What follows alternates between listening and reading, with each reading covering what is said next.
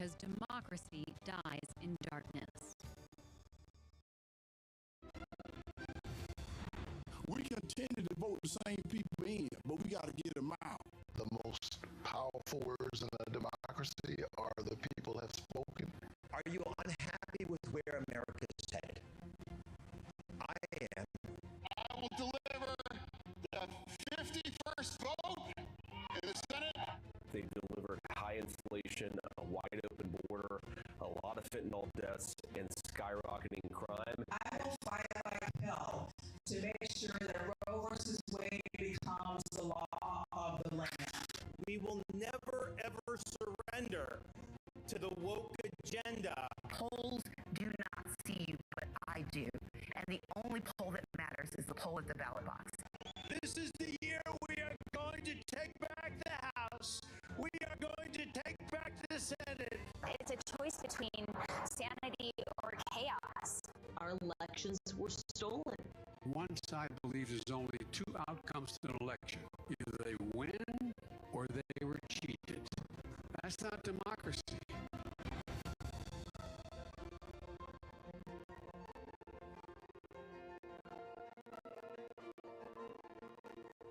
Congress hangs in the balance as Democrats defy expectations.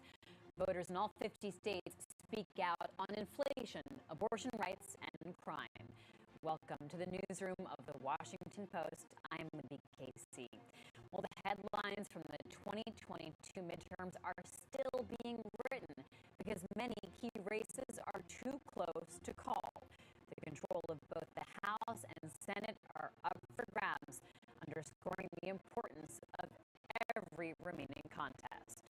We are awaiting President Biden, who is expected to address the election and take questions from the press this afternoon before he heads abroad.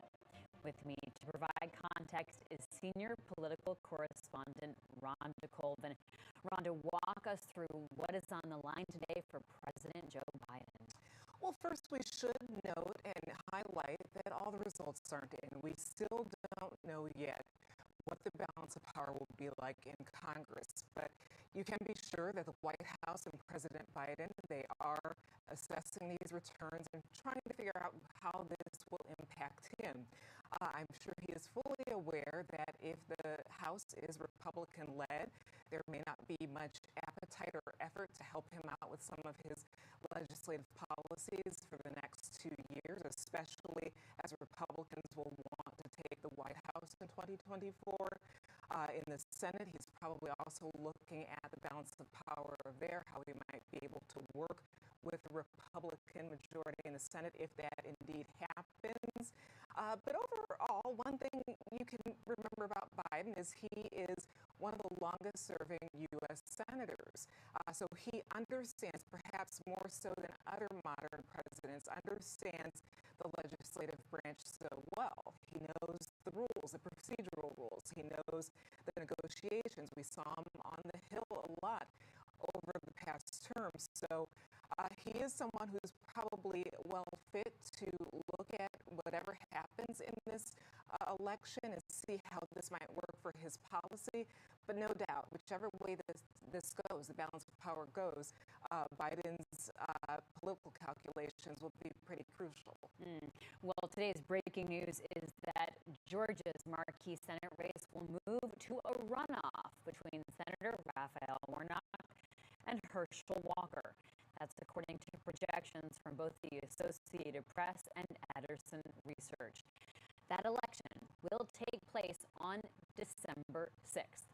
In Wisconsin, Republican Senator Ron Johnson is projected to win re-election, edging out Democrat Lieutenant Governor Mandela Barnes. Republicans spent heavily in the state. They paid for a barrage of negative TV ads, some of which focused on Barnes's race. Barnes would have been Wisconsin's first black senator.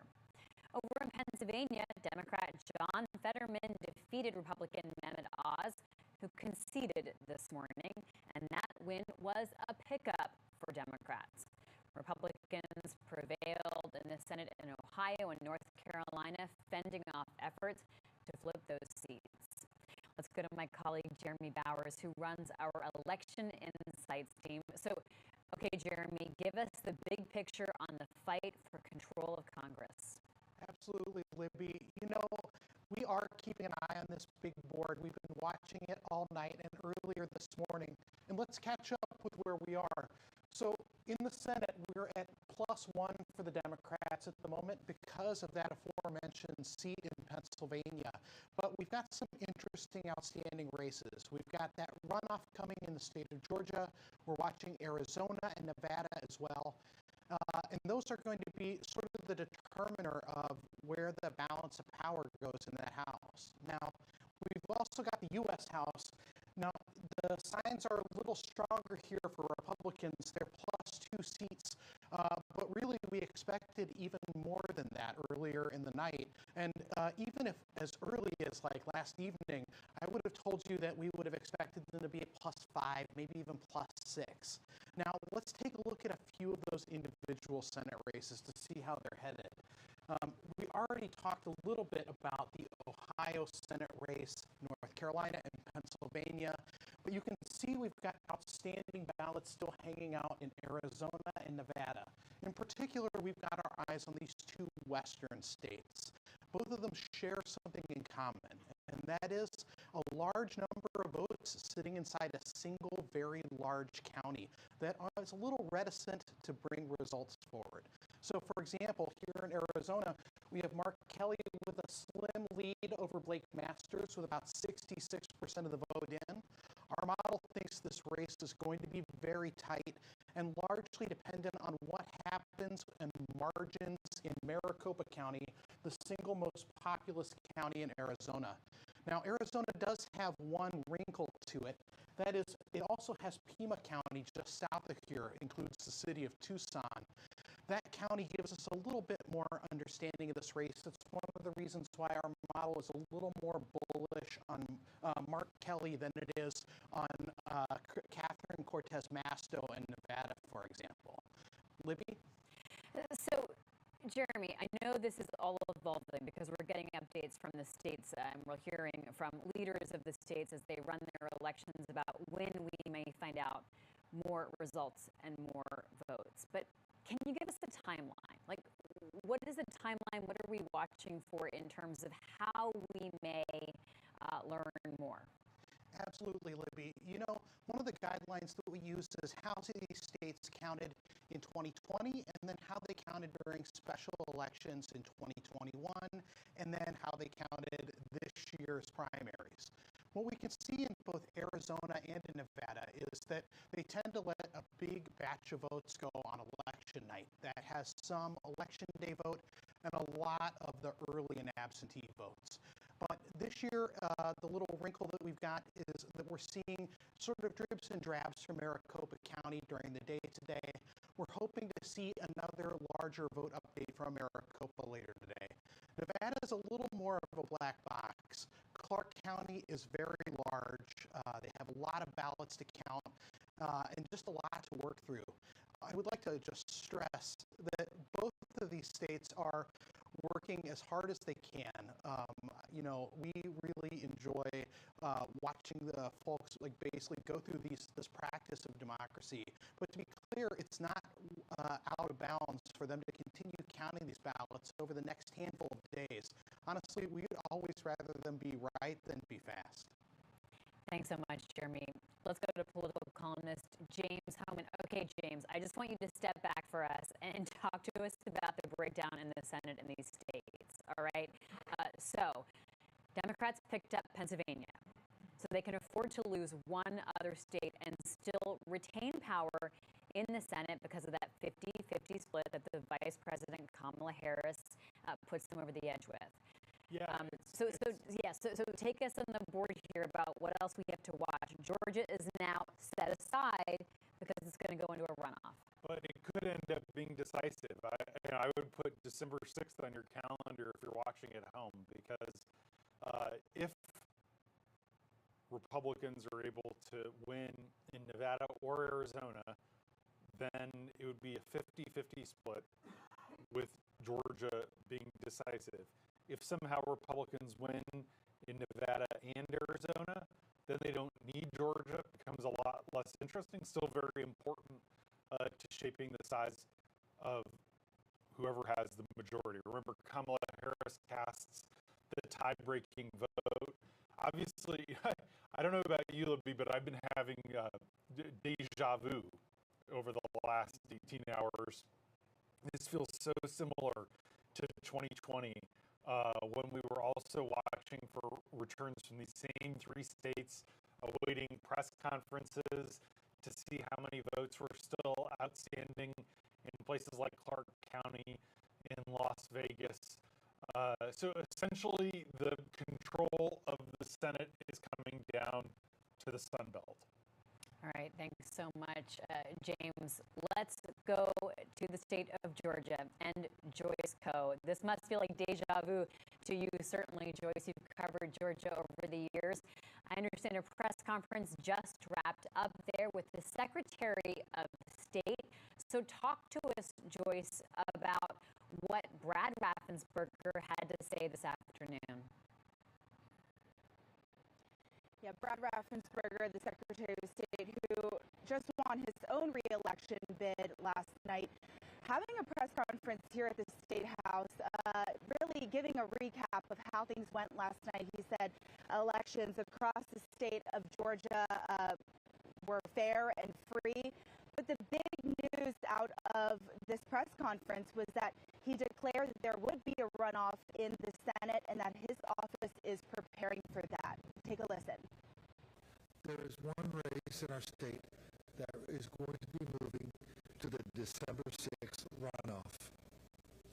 That is the race for the United States Senate between Senator Raphael Warnock and Herschel Walker.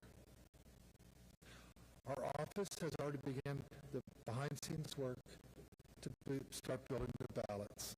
So ballots are being built as we speak, and counties are making preparations. Now, he said that the way that they were able to make this declaration is because there were 10,000 outstanding votes that were left to be counted, and 5,000 of those being provisional. But if you were to take 10,000 and put it under either Herschel Walker or Raphael Warnock in this race, that neither candidate would meet that 50% plus one threshold. And so this goes into a runoff election. Voters will be back here in 4 weeks, December 6th, to vote again in this election.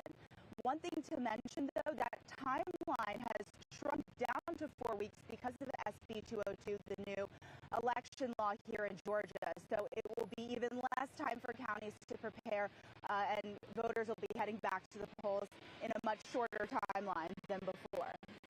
That's an important point, Joyce. Now, I know you covered that last runoff in 2021. Give us more of a perspective on how this all works.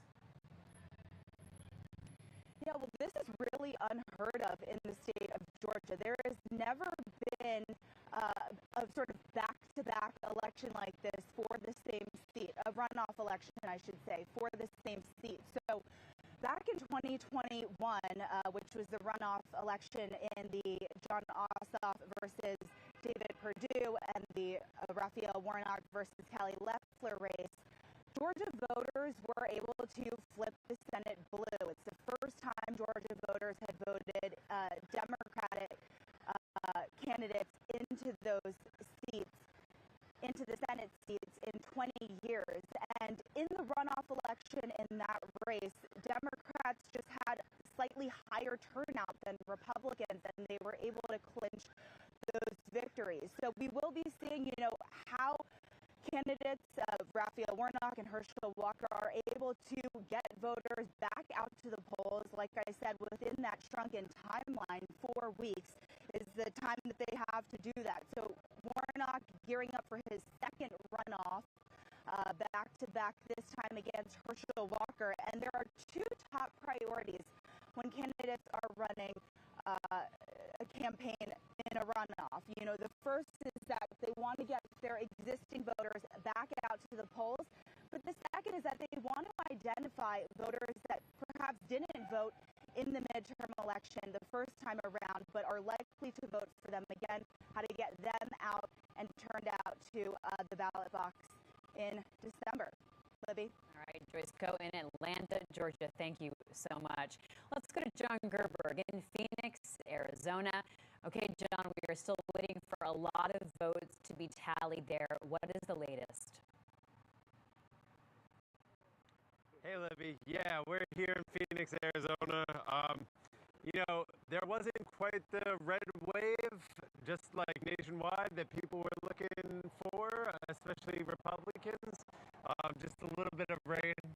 As you can see, we're actually here outside the Maricopa County Tabulation and Elections Center, where they're still counting the ballots. It has been much closer than expected. As Jeremy was saying before, we've got over half the ballots in and counted now, but it's still going to be a long way to go. Remember, 2 years ago, it took 10 full days to get 100% of the votes counted here in Arizona. So we're waiting to see. Both races remain very close, and we're seeing. It's hard to say which goes one way or the other, because as the later votes come in, they tend to sometimes track one way over the other. So we're looking at the numbers right now. I can tell you, last night, at the GOP watch party that we were at, it was quite a scene. People came in with very high energy, really expecting that huge red wave. People were dancing, everybody's wearing their red dresses, and, big American flags everywhere, and, just a lot of really high energy. And Kari Lake ended up coming out much more quickly than expected. There was even one point where they had Fox News playing on the big screen, and even on Fox News, Brett Barron, his co-host, said, it's actually a much better night for the Democrats than anybody expected. In the whole room, you could just hear like the oxygen kind of get sucked out of the room. And Kari Lake came on, and she kind of gave her speech, kind of hedging on, railing against this election that she sees as not up to her liking, but at the same time saying we're going to win this thing. And then that was kind of it. She left the stage. Blake Masters himself never actually came out at all. There was, you may have seen last night in the show, there was a big display of balloons hanging from the ceiling, typically waiting to be dropped when victory is announced. But when we left at the end of the night, those balloons stayed on the ceiling. So that's what Republicans were left with last night, and we're waiting to see what will come of the votes in the coming days. John, one follow-up for you. If these Republicans don't win, are they prepared to accept defeat? That is kind of the question out here. As we talked about last night, all four of the main candidates on the ticket on the Republican side have called into question the results of the 2020 election and have really been railing against this election as well. It's a weird line they're trying to walk. They're kind of trying to have it both ways, where they want to call out the election for being not up to snuff, but at the same time, they're saying they're going to win this election. There was one minor kind of hiccup yesterday here in Maricopa County, where officials reported that some of the tabulator machines at some of the polling sites were not tabulating the ballots. It's a very minor thing, because all these machines are built in a way that if the tabulator doesn't work, you can just drop the ballot right there into a box, and then it weights it at the end of the day. They still count that ballot just the same, just rather than automatically they count it after the fact, which is fine, according to officials, should not lead to any of those ballots not being counted. However, a lot of right-wing, candidates, as well as, the whole kind of right-wing Twitter sphere was really up in arms about it, sharing videos about it and kind of calling it out, claiming fraud, which is, to be clear, baseless. The kind of, the Blake Masters and Kerry Lake and all the kind of Republican line, they were using the term "stay in line" in a nice loud capital letters, "stay in line," which was kind of, I think, their way of saying both, like, they're kind of calling attention to the problems at the ballots that they see, but at the same time trying to rally people to go to the polls and vote for them because they are still trying to win this thing, even while they're trying to call it out at the same time. So that's what they're kind of trying to have their cake and eat it too on that side. Of course, the Democrats still see themselves having done better than a lot of people expected. So both sides are really kind of holding on for victory here now. And like we said, it could take days for all the ballots to be counted, but that's what we're waiting for here in Arizona. All right, John Gerber, live for us in Phoenix. Thank you so much. Let's go back to Jeremy Bowers to look deeper into those outstanding votes in Arizona. Jeremy. Hey, thank you so much, Libby. You know, one of the things we're blessed with in the state of Arizona is we're able to run our election night model. We turned that on in the evening last night, and it's been giving us insights into what we can expect out of the vote that is left to be counted. And in the state of Arizona, we have a unique political geography situation. That is to say, you can see here, when you look at the map, if you just blur your eyes, it looks like a pretty good mix of red and blue. But this is actually a little misleading because by far the most voters in Arizona are here in the Phoenix area with a small bit here in the Tucson area. The truth is a vast majority of the outstanding vote, about 33%, is concentrated right here in Maricopa County, which is what John was talking about and where we're waiting for a lot of those votes to be counted. Now, what our model has to say about Arizona is that it's fairly bullish on Mark Kelly and his chances for prevailing in this race. And one of the reasons why that's true, not only does he lead in the counted votes, which, hey, those votes are already counted, and so they're in your corner, but it also thinks that there are additional votes outstanding for Kelly in Maricopa and in Pima County, where he has a fairly decisive lead over Blake Masters. But that is a little bit misleading, and here's why. Masters is likely to also turn up a handful of votes inside Maricopa County, and he's likely to get some votes inside of the more rural parts of Pima County that are out here further west over near Yuma. And so one of the things that that the model is basically like giving us a little insight into is that what we should be watching here are the margins that the candidates run up in Pima County and in Maricopa County, because a 1 point or a 1.5 point margin in Maricopa County is worth a 10-point margin in another county in Arizona, and maybe a 1 point margin in say Yuma County is worth like a 4-point margin elsewhere in the state. So these are really important, and even small changes in the total percentage of the vote are going to make outsized differences in the sheer number of votes that are available for the candidates. And in the end, that's how we determine the winner, the sheer number of votes, Libby. Thanks so much, Jeremy. Well, according to a Washington Post analysis, 291 Republicans on the ballot Tuesday denied or questioned the outcome of the last presidential election. That figure represents a majority of Republican nominees on the ballot. As of this morning, 169 of those election deniers on the ballot for the U.S. House, the U.S. Senate, and key statewide offices have been projected to win their elections. Let's bring in senior video editor J.M. Rieger, who's been tracking Republican election deniers throughout this campaign. J.M., as results have come in, how have they fared? Tell us more about their performance. That's right. 58% of all election deniers on the ballot so far have been projected to win their races. Now, to be fair, we expected the majority of that 291 number that you referenced, Libby, to win going into last night's election. However, it's also important to point out that election deniers have lost in races. You talk about Michigan, up and down the ballot there for key statewide offices, governor, secretary of state, attorney general, all are projected to have lost their races last night.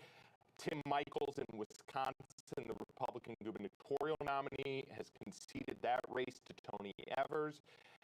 Doug Mastriano, one of the biggest election deniers on the ballot, is projected to have lost his race for the governorship in Pennsylvania.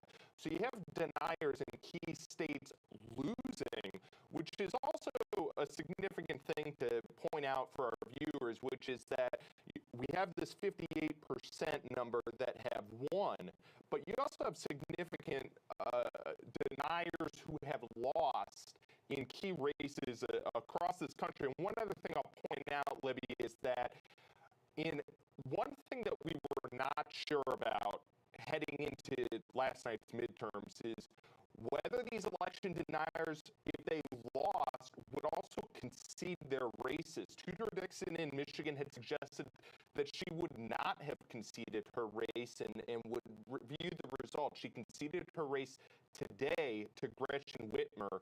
Tim Michels conceded his race in Wisconsin. So that's something that's also very important to point out, that the one thing that we were watching did not happen last night. It hasn't happened so far. There are still outstanding races, JM, so we'll see where some of those other contests go and how the losers receive the news. Talk to us about what actual power election deniers who've won seats in Congress will now have. At the state level, this comes down to election administration casting potential doubt on elections, and in a worst case scenario, refusal to certify results in, say, a 2024 presidential election. So there are election deniers who have won in different states for key statewide offices where that is something that we will definitely be reporting on and monitoring over the next 2 years here. However, most of the deniers that have been projected to have won their races, it's at the federal level. So we're talking House of Representatives and Senate candidates, and their power really comes down to the counting of the Electoral College. It's something that we saw on January 6th, this idea that they could overturn the results of the 2020 election by rejecting the Electoral College votes from key states. All eyes are going to be on efforts to reform the Electoral Count Act, which governs that process of counting the Electoral College votes.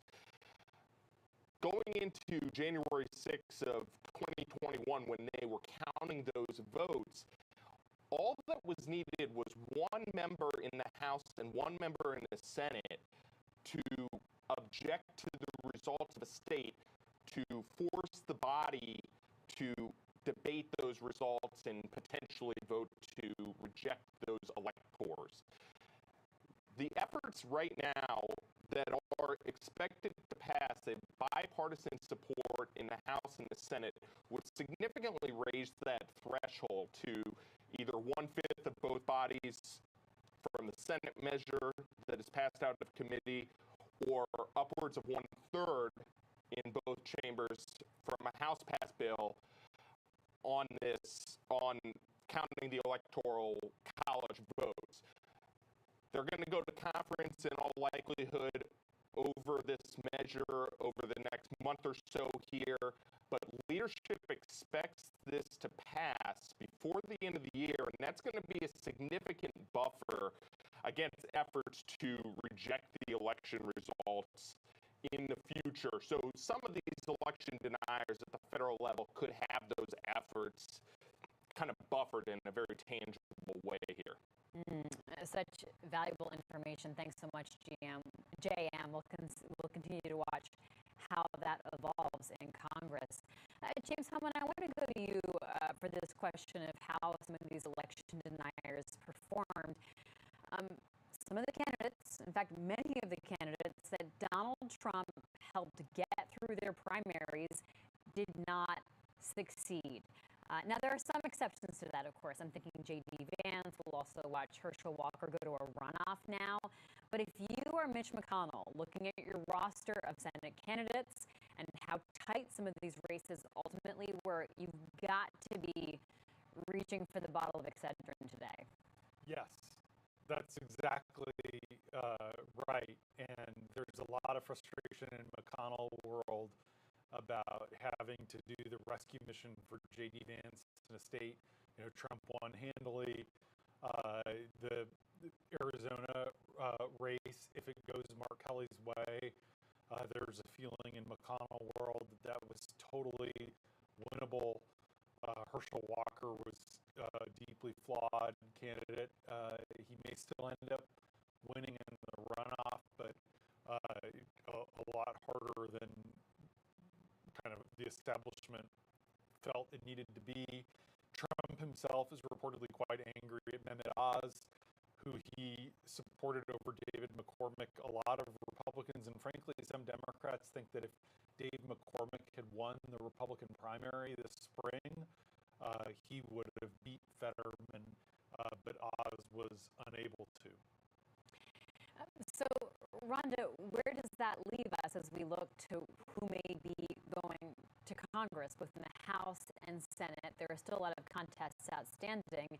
But if you are a leader of a caucus, whether it's Republicans or Democrats, you're looking at the lineup of people who are coming in or who might come in and thinking about how you coalesce them, how you lead them, and how you bring them together to either get something done or stop the agenda of the other side. That's right. I'm sure in Republican circles right now, congressional Republican circles right now, they may not be as encouraged as they thought they would be at this point in the week. Of course, we've been talking about how the idea of a red wave did not happen, so that's something now that they may be calculating. Okay, how are we going to get our caucus together in the House, especially for someone like Kevin McCarthy, who, if the Republicans lead the House, he's expected to be the next speaker. He might be looking at some of the new folks that have been voted into Congress, election deniers or folks who might be a little bit more on the flame-throwing side. How is he going to get them to coalesce against around a House agenda, House Republican agenda? We saw Speaker Pelosi, too. She had some issues with the progressive wing in the Democratic Party in the House, where she had to wrangle them in, too. So if the House becomes a Republican majority, that is something that whoever is the Speaker is going to have to deal with. Now, that also may affect the Senate, because most bills in Congress originate in the House. So whatever is going on or is the focus of the House Republicans, if they are leading, that will affect Senate Republicans ultimately, whether to reject anything that they send up to the upper chamber or to negotiate it out. So there's a lot at stake for both parties, but Republicans are probably reassessing some of the ideas of the margins that they might be receiving once all of these results are in. Hey, James, as we look to how this caucus may be shaping up for Republicans, ultimately, it's all about setting expectations. Republicans could win the House. Kevin McCarthy could become the next Speaker of the House. But is there ultimately a moment of major disappointment here and expectations that Republicans had set that they could see this red wave we've been hearing about take them to places that would really be a juggernaut here in Washington? Yeah, divided government is divided government. If Kevin McCarthy has a one-seat majority, it means Jim Jordan's going to get the gavel. A subpoena is a subpoena, and House committees, even with the tiniest majority, could issue really aggressive summonses to White House staff, to Hunter Biden, to Dr. Fauci, lots of potential targets by a House Republican majority. And most Democrats and Republicans still expect that McCarthy will end up with a narrow majority, but it's going to be hard to control, a group where you only can afford to lose 1, 2, 3 members, especially in a conference that includes people like Marjorie Taylor Greene and Matt Gaetz. And so, McCarthy's never done this before. He's never been a leader of a majority, and he is going to struggle with that. On the other side, if Nancy Pelosi doesn't serve another term, and Hakeem Jeffries takes over the Democratic conference, as is widely expected, caucus, he also will struggle. He'll be new at this, and he's going to have to hold together a very large minority, but a minority all the same. And they're going to be doing this against the backdrop of having to raise the debt limit, having to fund the government the next 2 years. So it's going to be a chaotic Congress, and that is ultimately why the Senate is going to matter too. A great deal of a 51-seat Republican majority is very different than a 53 or 54-seat Republican majority, which is what a lot of people on the Hill on the Republican side were thinking they might get yesterday. And that also means McConnell is going to have his Joe Manchin equivalents. Lisa Murkowski, Susan Collins, members like that, Mitt Romney, who are causing him problems because just one defection could help deliver wins for the administration.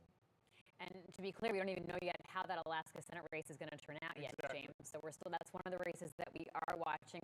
Alaska implemented ranked choice voting, and there are 2 Republicans there that are really vying for that seat, Lisa Murkowski, and another Republican who's farther to the right of her, Kelly Tshibaka. So we're watching and monitoring to see how that race yet goes.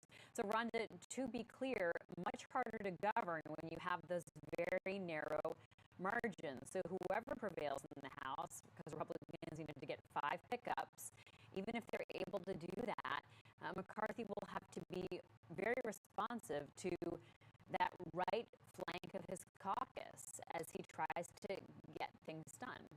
He is, and honestly, whichever way this goes, this race goes, anyone's going to have a challenge because, of course, in Congress you have bills that come up that are in response to different things, but you also have some bread and butter bills that are must pass, like the debt ceiling. That's something that Republicans they're going to have to deal with. So if you do have those defections, or you do have folks who are not going to be in line with the party's wishes, that's going to develop into some consternation for whoever's leading both houses of Congress. So I think in the short term, people should expect that it won't be an easy path for whoever is leader. It's going to be difficult, and that's just for the known things, the known legislation. There are other things that may come up. Ukraine aid, that may be something that's dividing the Republicans in Congress. Some are now saying that we should shift away from sending more aid to Ukraine, but however, that conflict is still going on. So you are going to see moments where even if a party has received the majority, they are still going to have some inner politics in their own caucus that they're going to have to deal with. All right, Rhonda, let's go to Pennsylvania. And that is where Democrats won both the governor's race, also the Senate race, that open Senate seat. Jorge Ribas is there joining us from Pittsburgh. So, Jorge, the Senate race was a nail-biter, as was expected. How did John Fetterman pull out a victory over Mehmet Oz? That's right, Libby. Fetterman talked a lot about, during his campaign, about going to every county, trying to get every voter. And that's something he did. And I talked to two supporters who were there last night from Butler County, which is just north here. We're in Allegheny County here, which is blue. Butler County, they said, voted about 65%. It's a rural county, voted 65% for Donald Trump in 2020. And these guys told me that Fetterman was there. And this is despite, that in the summer, after he had a stroke, he had to recover, so he wasn't on the campaign trail as much. But beforehand, during the primaries, he was out there in these counties, like Butler County, talking to voters. And they told me that he was just there. He was present. He was listening to voters. And he was talking to them about the issues that mattered to them. And he touched on that in his speech last night during his election night party that turned into a victory party. Here's what he touched on. I never expected that we were going to turn these red counties blue, but we did what we needed to do, and we had that conversation across every one of those counties.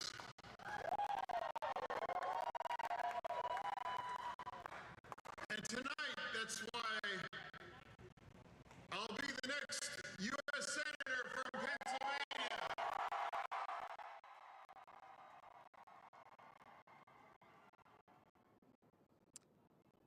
So, Libby, counties like Butler, counties like Blair County, Lackawanna, Luzerne County, these counties that he hit, that Trump performed well. These were deep red counties, the rural counties, where a lot of white working class voters.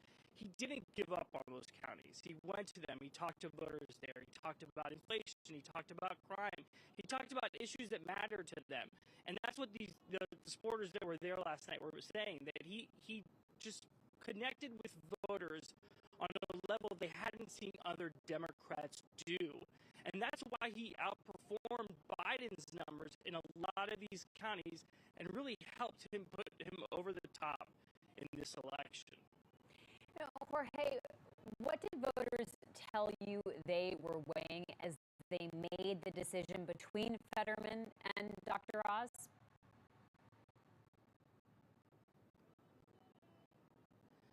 I mean, Libby, a lot of it comes down to the people told me that he's from here, right? I mean, Dr. Oz, and that's something that the Fetterman campaign hit him a lot on and trolled him on social media on, is that he's not from Pennsylvania. He doesn't have the interests of Pennsylvanians. And then, Fetterman's sort of social media team hit him a lot. They had people like Snooki from Jersey Shore make cameos for Dr. Oz. They petitioned to have Dr. Oz, be inducted into the New Jersey Hall of Fame.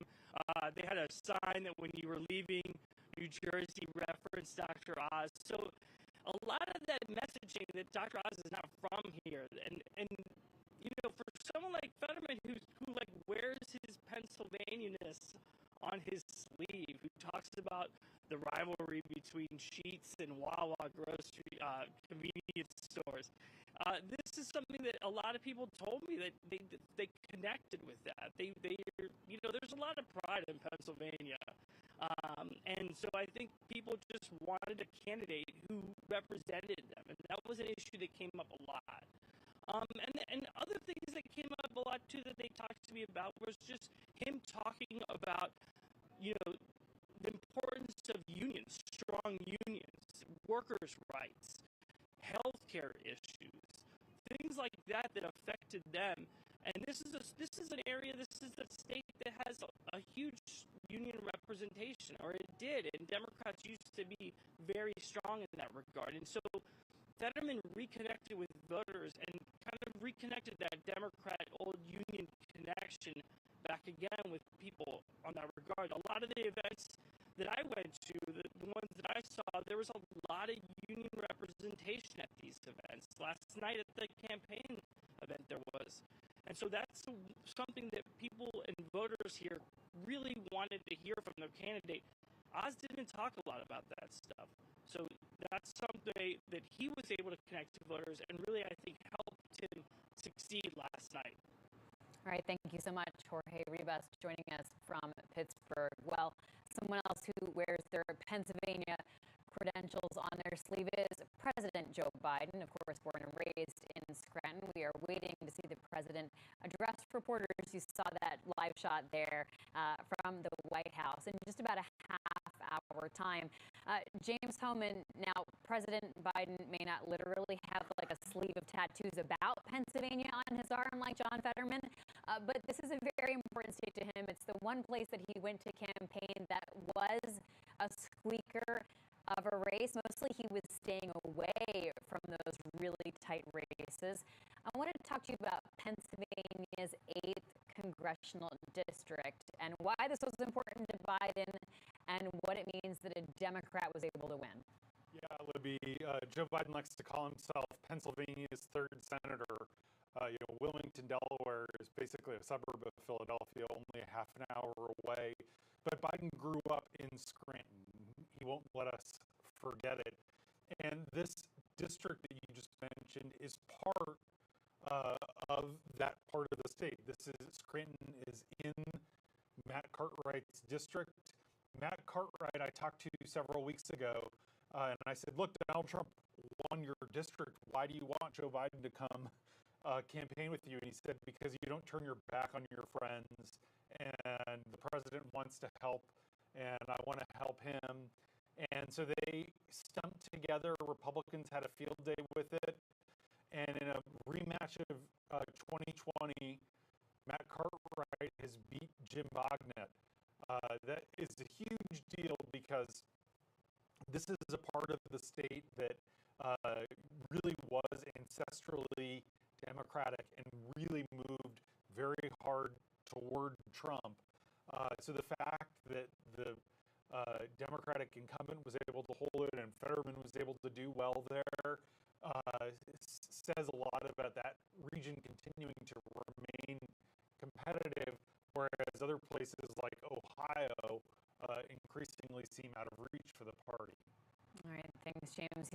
Rhonda, another symbolic race was that of Sean Patrick Maloney, Democrat in New York. No, he did not win. He was defeated by a Republican. Talk to us about the symbolism of that race and also its significance.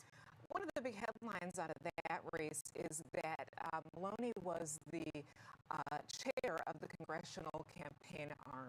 So he particularly was a target for Republicans. This was not his original district. He switched over before the primary, switched over to a new district. Turned out to be a little bit more competitive than maybe he had hoped, but he did not get his re-election or election to that seat. And primarily, it really did come down to money. Republican PACs poured in a lot of money to defeat him. He was a special target because he did lead the congressional campaign arm for the Democrats. So this is certainly something that may feel a little bit like salt in the moon for some Democrats, seeing somebody in a leadership position with the party take a fall last night, but we do know that now he won't be returning to Congress. Yeah, Speaker Nancy Pelosi called this a Pyrrhic victory for Republicans, one that certainly seemed like a victory but ultimately was hollow because they spent so much money there. And so she's trying to say, look, you may think this is a symbol, but we're picking ourselves back up and we're moving forward after that loss. Yeah. Thank you so much, Rhonda. We want to talk about the issue now, the issue of abortion, which was important to voters as they went to the polls. Let's bring in Caroline Kitchener, national political reporter who covers abortion. Caroline, welcome. Abortion rights advocates won big last night. Walk us through some of the major victories. One after the other, Libby. It started with early indications of Kentucky maybe voting for abortion rights, which is stunning. Abortion is, pretty generally known to be quite unpopular in Kentucky. Kentucky, according to Pew, is one of the 3 most anti-abortion states in the country. And yet, after the fall of Roe, here, voters are coming out, they're voting on abortion, and they're voting for abortion rights. And so right early on in the night, that was really striking to me. And then from there, you were hearing about the ballot initiative in Michigan that was also going the way of abortion rights proponents. You were hearing about governors' races that were really critical for abortion access, one after the other, going to Democrats who had made abortion a really central part of their campaigns, and the same with state legislatures. So it was really significant across the board. Caroline, let's take a step back and address what voters were voting on in different states, because in some places they were voting to sort of protect abortion rights. In other states, they were trying to make the decision of whether essentially the states should roll back rights in response to Roe v. Wade being overturned. So talk to us about the different ballot initiatives that voters faced. The ballot initiatives were different and probably the most striking contrast is between Michigan and Kentucky. So in Michigan, voters were voting to enshrine the right to abortion explicitly in the state constitution. So that was a pro-abortion rights amendment.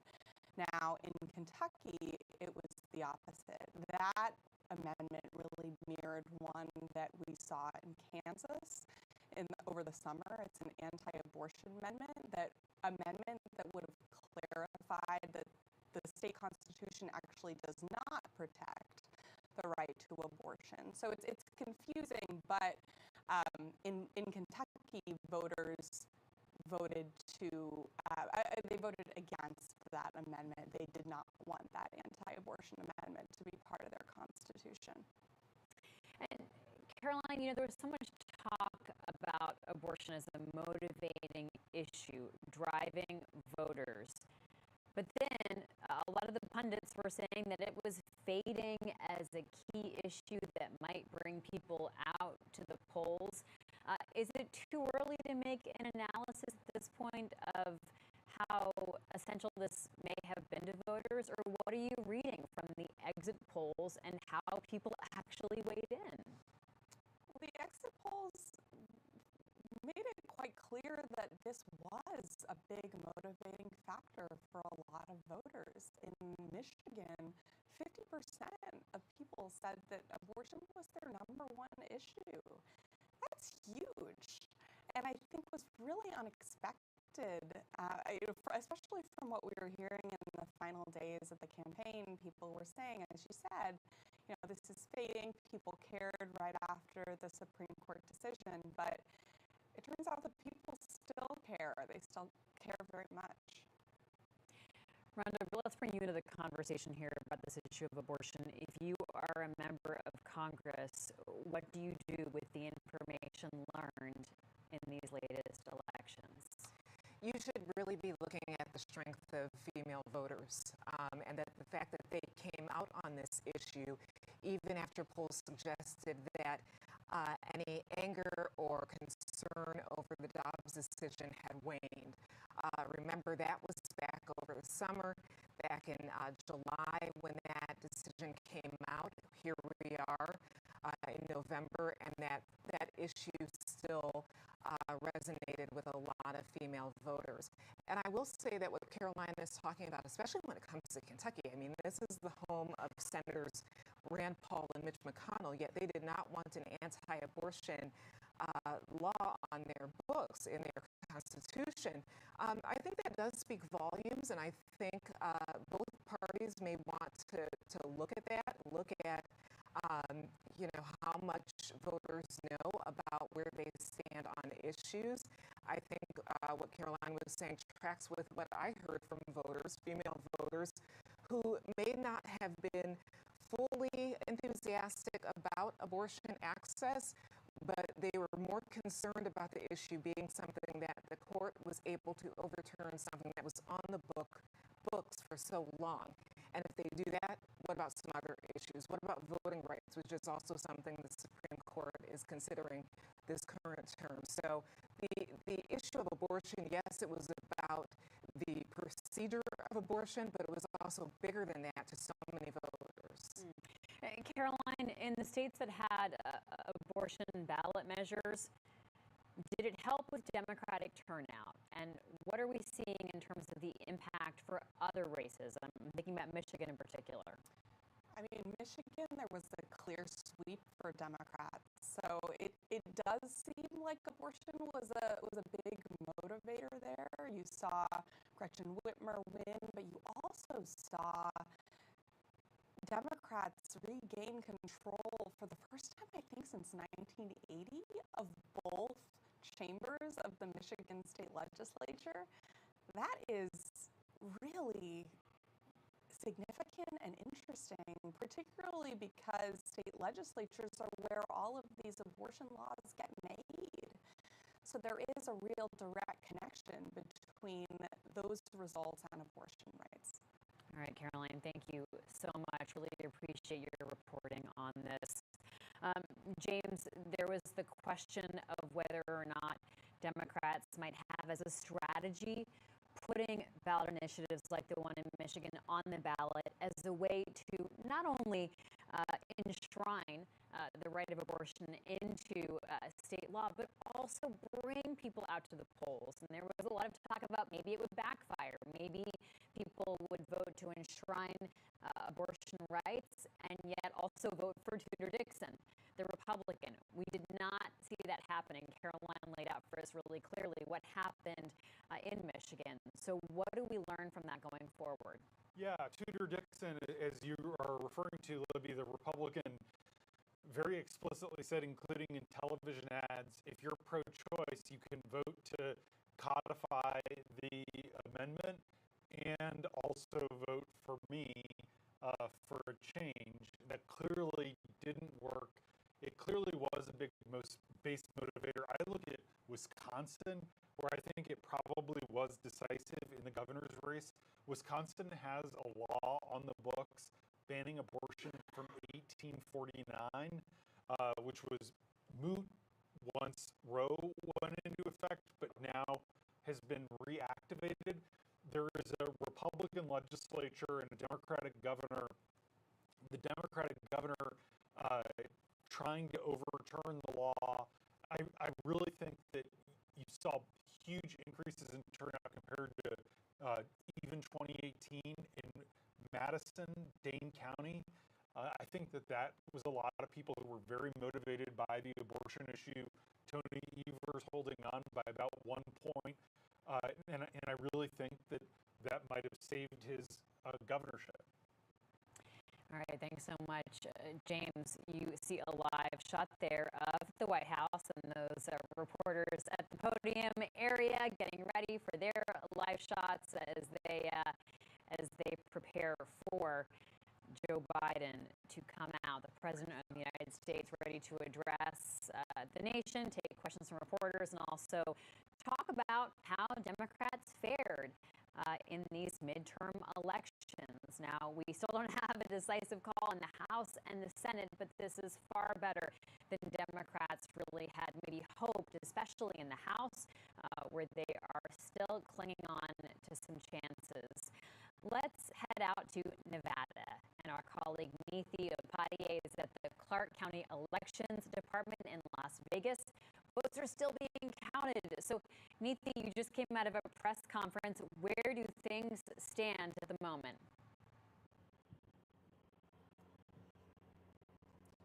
Currently, Republicans have pulled ahead in both the Senate and the governor's race. With 78% of the votes counted, Adam Laxalt is ahead by about 2.5 points in the Senate race, and Clark County Sheriff Joe Lombardo is ahead by about 5 percentage points in the governor's race. So, from the most recent results, we're seeing almost every county in Nevada going red, except for Clark County. This is the biggest county in the state, but we don't know if it'll be enough for the Democrats to hold on to. As you mentioned, I just got out of this press conference at the Clark County Elections Office, and the Registrar of Voters told us that today alone, they've received mail-in ballots in the numbers of 12,700. And as I mentioned, These votes are going to continue coming in for the next 4 days. They can take mail-in ballots until Saturday, as long as they were postmarked by the 8th. And so if they keep getting those big numbers, around 12,000 every day for the next 4 days, this could kind of take the election in a different direction. Mail-in ballots traditionally lean more Democrat. You were at the Democratic event last night for Senator Catherine Cortez Masto. So let's talk about the Senate race and what the confidence level was like for Democrats last night. Yeah, last night at that Democratic Party, there was a high confidence, a lot of energy and excitement in the room. The Democrats were leading in the polls all of last night. So when they were looking up at those boards, they saw Senator Masto ahead in the polls, Governor Sisolak ahead in the polls, and they were pretty confident. Here's what Governor had to say when he took the stage late last night. All the GOTV efforts we had, we said it was going to be close, and it is. We ask you to please, please be patient. We need to make sure that every single vote is counted, because we need every single vote, and we're going to count every single vote. And we believe strongly when the job is done, we're going to win this thing.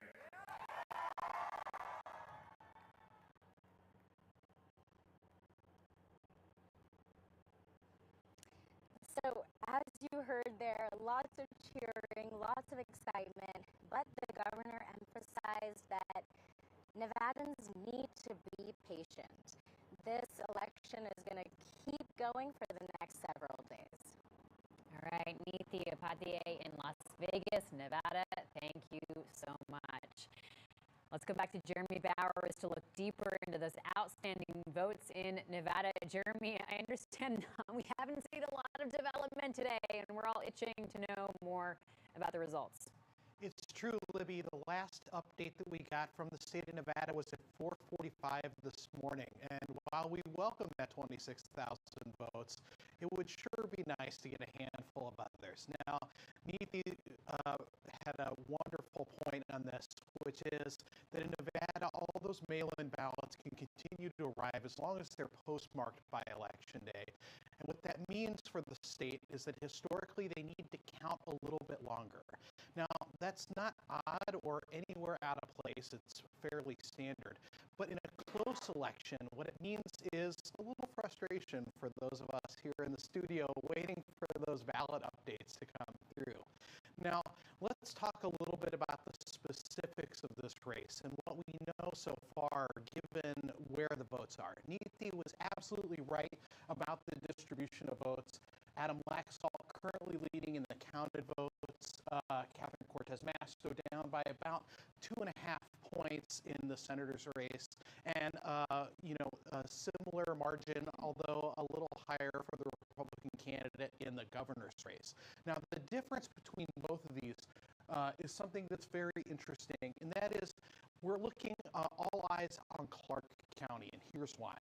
You look at a map of Nevada and you see nothing but red, and that's absolutely right.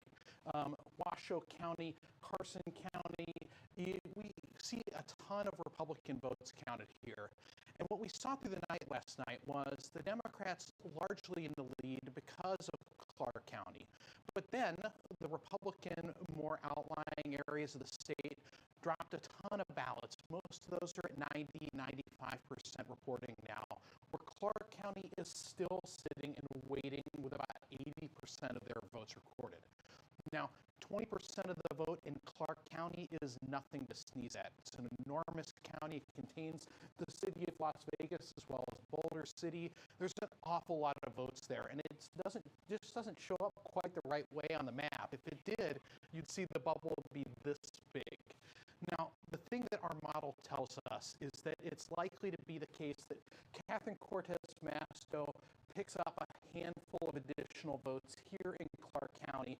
She is likely to have more support here, and the result is going to be that it's going to be a really close race. Our model thinks that she has a lot of chances to eventually overtake Adam Laxalt, but he still has a large amount of opportunity to sort of hold his lead. And so, again, this is one of those cases where we're going to be watching the margins in Clark County when we get that next round of ballots. And we also want to see a little bit more of that election day vote. You know, there's a lot of the mail-in ballots that have already been counted. We're waiting on more of that election day vote, which we do think leans a little more Republican, and like having to leaven that against those more Democratic-leaning mail-in votes. Lippy. All right, thanks so much, Jeremy. All right, Rhonda, we're awaiting President Biden speaking at the White House momentarily and taking questions from the press. Reset first, Rhonda. What we know about the overall picture of these midterm results? Well, we know nothing conclusive just yet. We're still waiting on definitive results on a number of states, as Jeremy just laid out. We're waiting on Nevada. We're waiting on all those states that we were waiting on back in the 2020 election as well, Georgia, Arizona. So these are ones that we did get right when we said that we wouldn't know when the calls would be made. So it does seem as if this election day and night might turn into an election week. Of course, Alaska, we mentioned that and how they have ranked choice voting. So that's going to take some time to tabulate. We won't know some of the House races there or that Senate race that is very important to the balance of power as well. So President Biden is making this speech right now at a time that may be advantageous to him because it's not the speech he may have thought he was going to give. He's coming out without firm, conclusive results, so he is able to maybe have a little bit of confidence in his party. He's also coming out at a time when we know his party didn't do as poorly as perhaps it was projected. So timing is everything. I'm interested to see what type of tone the president strikes in a few moments. But again, it's something that we could not predict how well Democrats turn out this election. Yeah, so James, as we look at the board of the Senate, because Democrats were able to pick up Pennsylvania, James, they can afford to lose one Senate seat and still retain the balance, retain power in the Senate because they have the vice president to break the tie. Georgia, take it off the board because it's going to go into a runoff. We know that now. So there are these two outstanding seats that we're watching, Nevada and Arizona. Alaska has not been called, but we know a Republican will win there because it's down to two Republicans who are at the top of that ranked choice voting ballot. So what does Biden have to weigh as he comes out today and thinks about the tone in terms of those outstanding Senate seats and also the question of the House? Well, I think Biden is going to take a victory lap, even though it is possible that his party is going to lose control of both chambers just because he did beat expectations. I also expect that he's going to sharpen the contrast with House Republicans. He is happy to position himself against the chaos of the Republican conference. That said, no president ever wants divided government. It ultimately could be helpful. You know, it was helpful for Barack Obama in 2012 that Republicans controlled the House after 2010. It was helpful for Bill Clinton in 1996 that Republicans won the House in 1994. If Republicans win the House this year, we'll see to what degree that's helpful. But I think you're going to see Biden sort of lean into the underdog. Ron Klain, the White House chief of staff, tweeted a few hours ago, never underestimate how much Team Biden is underestimated. And that really gets at their psyche. And I think it gets at the kind of tone that we'll hear from the president briefly. Well, history has not typically been kind to sitting presidents facing their first midterm. So let's get some historical context from some of Joe Biden's presidential predecessors. with the Democrats in control of both the White House and the Congress, we were held accountable yesterday, and I accept my share of the responsibility in the results of the elections. If you look at race by race, it was close. The cumulative effect, however, was not too close. It was a thumping. I'm not recommending for every future president that they take a shellacking like I did last night. James, when the president does lose control of the body or loses houses, in some cases hemorrhages house seats or gets a shellacking, it is a chance to show some humility and show some humanity. What will you be watching for in terms of the tone of Joe Biden and how he treats this, what is ultimately a better Democratic performance, regardless of the final results, than many were expecting? Yeah, ultimately, a lot of these Democrats went to great lengths to distance themselves from Biden, to criticize the administration, from New Hampshire and Ohio to Arizona and Nevada. Also, the Georgia runoff is going to be top of mind for Biden. There are a ton of decisions that the White House has been punting until after the midterm elections because they didn't want political blowback. For example, the Biden administration is looking to renormalize ties with Venezuela because we desperately need oil, and they have pushed those decisions until after the midterms because they didn't want voter blowback, especially among Hispanic voters. Now, because there's going to be a Georgia runoff, a lot of those decisions are going to be punted another month. Ultimately, Biden's approval rating is still in the low 40s, and these Democrats did outperform him. If Biden is going to succeed the next 2 years, he has to see his popularity improve, and that is why they're going to lean into this contrast where, as Joe Biden himself loves to say, don't compare me to the almighty, compare me to the alternative. And the alternative is House Republicans. Well, James was just talking about that runoff in Georgia. So let's go to Joyce Coe, who's at the state capitol in Atlanta with the latest on that Senate race that's going into a runoff. Preview it for us, Joyce. Well, this is really unheard of. The Senate race will go back into a runoff. It's the first time that this has happened where the same seat is up for a runoff election in back-to-back elections. Senator Raphael Warnock, the Democratic candidate in this race, did this back in 2021 against Kelly Loeffler, and now he will be facing Herschel Walker on December 6th. Voters will have to come back out here and vote in the runoff election in just 4 short weeks. So a lot of stuff is going to be happening in Georgia within the next few weeks as we see who actually ends up winning this race, because no candidate got more than 50+1% of the vote last night. Now, both candidates spoke to their supporters out at an event that they held for the election night party, presumably hoping that they would have results. But with those results not coming out, this is what they had to say to their supporters last night. Take a listen. Hey, we're in a fight, are we not? We're in a fight.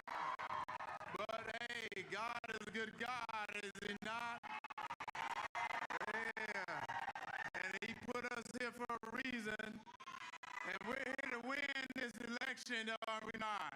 But whether it's later tonight or tomorrow or 4 weeks from now, we will hear from the people of Georgia.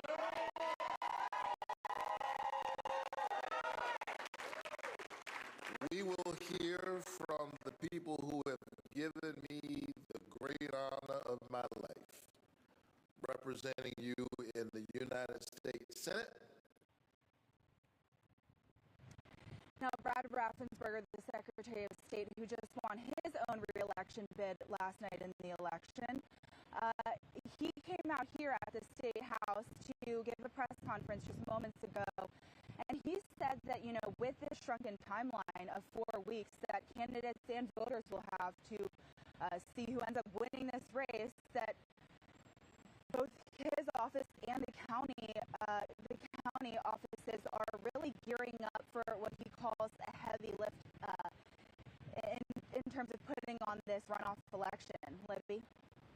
And Joyce, there was a decisive victory in the gubernatorial race in Georgia last night. So Republicans had the votes to keep the governorship red. Tell us more about the split that we saw in Georgia. Yeah, this really shows that there were a number of split ticket voters here in Georgia. You see the Republicans that were happy with Governor Kemp, voted to keep him in office for 4 more years in that gubernatorial seat, but then either voted for Raphael Warnock in the Senate race or didn't vote at all or voted for the Libertarian candidate. You see that drop off with Herschel Walker voters among those Republicans. And then there are also, of course, Democrats that were happy with the job that Brian Kemp was doing as the governor, and also voted to keep the incumbent senator in his seat. So a lot of split tickets that we saw here in this race yesterday. And I spoke to several political analysts today as we were waiting to see what would happen in this Senate race, and they said, their calculation was that Herschel Walker's controversies throughout this campaign have really hurt him.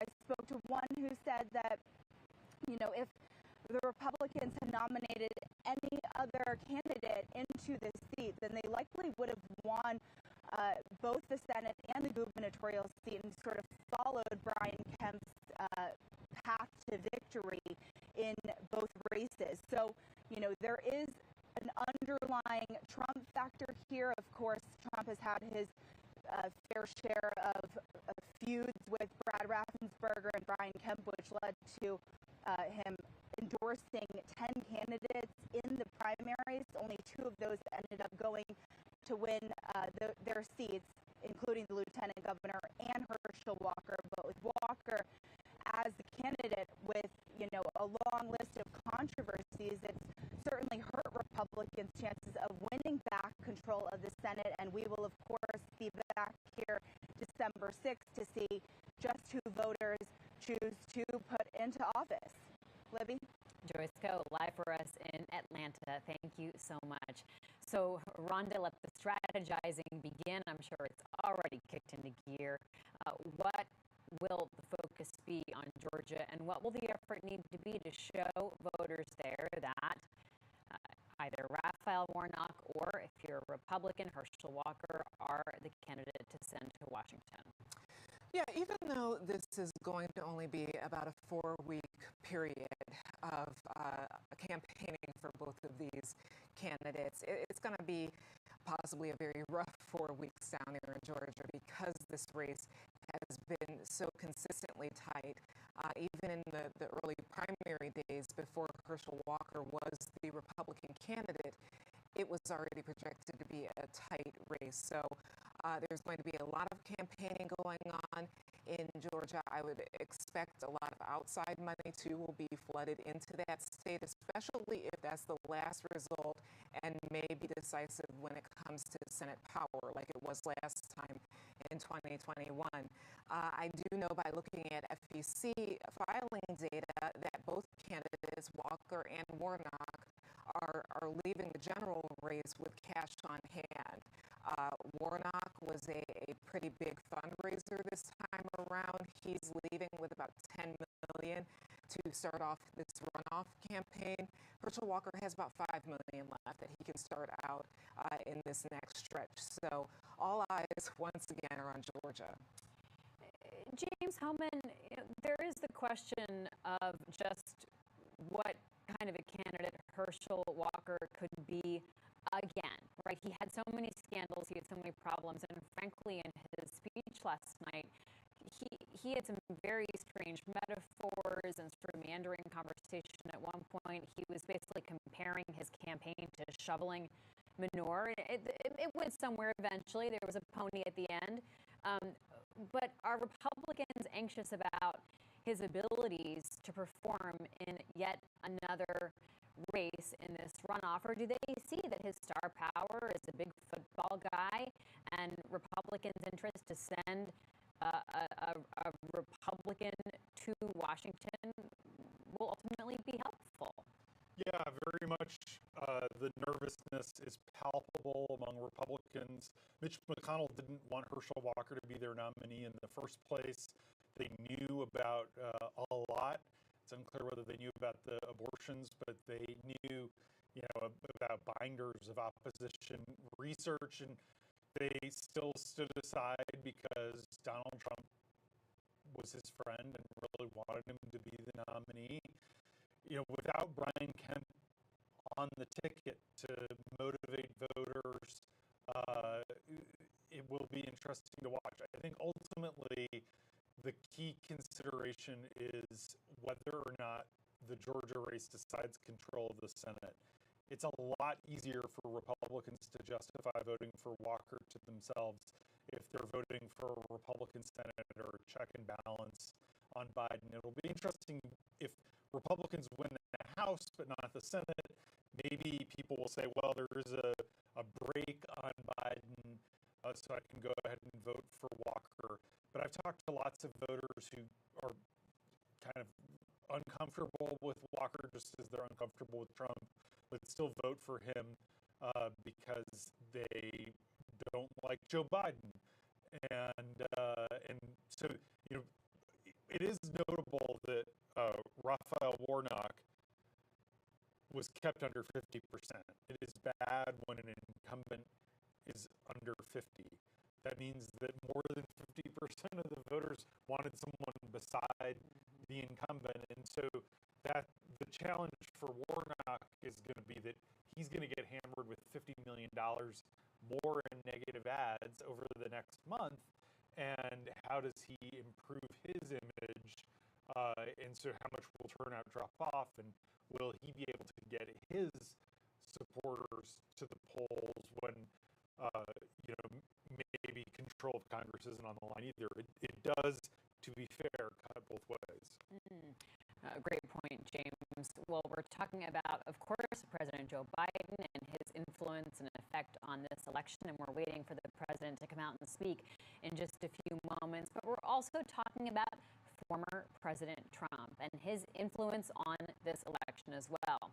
Many of the Republicans who voted to impeach President Trump weren't on the ballot this time around because they lost their primaries or didn't even run again because they knew they couldn't win. Senior video editor J.M. Rieger joins me now to talk about the few Republicans who voted to impeach Trump that are still serving. They've got that lame duck session, but come January, most of them will no longer hold office. What does their future look like? That's right. There were, if you recall, 10 House Republicans who voted to impeach former President Donald Trump after the January 6th attack. Only 2 of those 10 won primaries. 4 retired, 4 lost primaries. I think it's safe to assume that Liz Cheney and Adam Kinzinger are likely to stick around in the political ecosystem, if you will, in terms of combating Trumpism, as they've put it. And I also think it's safe to assume that you could see potentially someone like a Peter Meyer in Michigan or a Jamie Herrera Butler in Washington, both of whom narrowly lost primaries to Trump-backed candidates, could very well be running again down the road here. But it is a striking number when you think about it that only 2 of the 10 who voted to impeach Trump after January 6th were on the ballot last night. And JM, as we look at how those Republicans who primaried fellow Republicans who voted to impeach Trump in that Peter Meyer race, for example, there was a real question about their ability to go on and win office and hold power. Yeah, no, there was.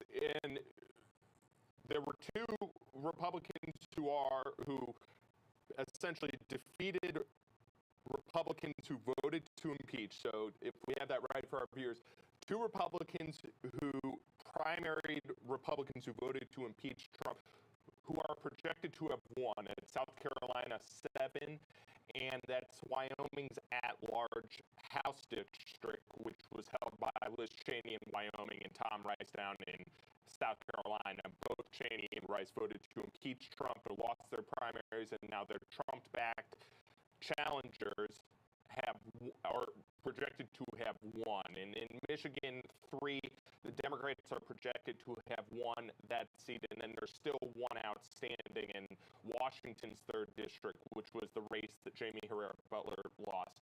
But I think broadly what this points to is what the impact is, and this is something we've been talking about last night. We're continuing to talk about this today. We're going to continue to talk about it in the days and weeks ahead, which is how much of a litmus test is election denialism for Republican candidates. And the fact that we have over 58% of Republicans for federal and key statewide offices who are election deniers having won races, or projected to have won races, I should say, suggests that there's going to be some staying power here. But I do think we have to keep an eye on what the results that are outstanding still, what those are, to have a real sense of how much election denialism is going to continue to be a litmus test for the Republican Party. But it is definitely, almost certainly, going to have implications for 2024. All right, thank you so much, JM. You know, James, I'm continuing to stay focused on that district that Peter Meyer represents, because it is sort of symbolic and a good example. He was primaried. The Republican who primaried him has been defeated in this general election. A Democrat beat him in Michigan. It's huge, and I mean, a couple of factors here, Libby. One is the House Majority PAC, the Democratic group aligned with Pelosi, spent millions to help Peter Meyer lose the primary because they knew he'd be harder to beat. And so the guy who just to be replaced clear him, about that, they put their thumb on the scale to help a Republican who was more right-wing than Peter Meyer defeat Peter Meyer in the primary. Exactly. And so far, everywhere they've done that, meddling has paid off. We'll see in some of the last races. Dan Newhouse, the congressman from Washington State, has won re-election. David Valadao is the last person left. And one of the things that happened in the final days of the campaign was that Democrats were sending mailers to Trump voters urging them not to vote for David Valadao because they had turned their back on Donald Trump. And that race is way too close to call in the Central Valley of California. It's certainly Republicans who are still in Congress look at those kinds of games being played, and it makes them much less likely to cross the former president. Even if he's not the standard bearer of the party in 2024, people don't want to give ammunition to outside groups to attack them as being insufficiently Trumpy. You know, Rhonda, we're talking about Donald Trump because he may indeed announce shortly a bid for president in 2024, and also we are seeing this outsized influence he still has on the party. But there's a real question about just how much power he'll have after this, considering how badly some of his candidates have done. So talk to us about the Republican field going forward. Yeah, and I think the influence of the former president did play into this midterm election, especially the assessing it, what it meant, the people he backed, and how well they did or how close their races were. Many of them didn't, if they did win, they didn't just sweep it. So it was close. One thing that I've been thinking about in the last days, since some of these races, like J.D. Vance in Ohio, who was a Trump-backed candidate, became so close, is something that I heard from voters. A lot of voters are very uncomfortable with the extremism. They're very uncomfortable with the toxicity of our politics. And I talked to unaffiliated voters who said, you know what, I just want the candidates to tell me what are they going to do, what is their resume for this job, and let that be that. Don't badmouth the other person. And we have seen that a lot from both parties, but we have recently seen it from some of the further right wing of the Republican Party. So that's something that they may want to assess moving forward, that a lot of people are just not, they don't have the appetite for some of this negativity when it comes to politics. Of course, we've talked about January 6th a lot, especially with the election denialism issues that we saw in this midterm election.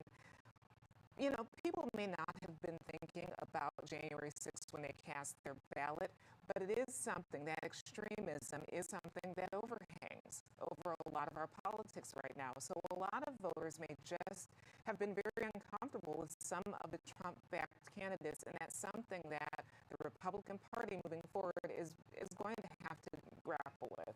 And as we talked about earlier, and James was talking about Rhonda, Mitch McConnell would have loved to have seen some different candidates than the Trump hand-picked candidates make it through the primary. And he may have fared better in places like Pennsylvania, for example, in the Senate race there, if not for Trump saying that Mehmet Oz was the guy that Republicans should pick. Let's go to Pennsylvania and talk more about the governor's race there. Jorge Rivas is in Pittsburgh. Talk to us about the governor-elect. Josh Shapiro was able to be one of these Trump-supported candidates. Jorge, tell us more.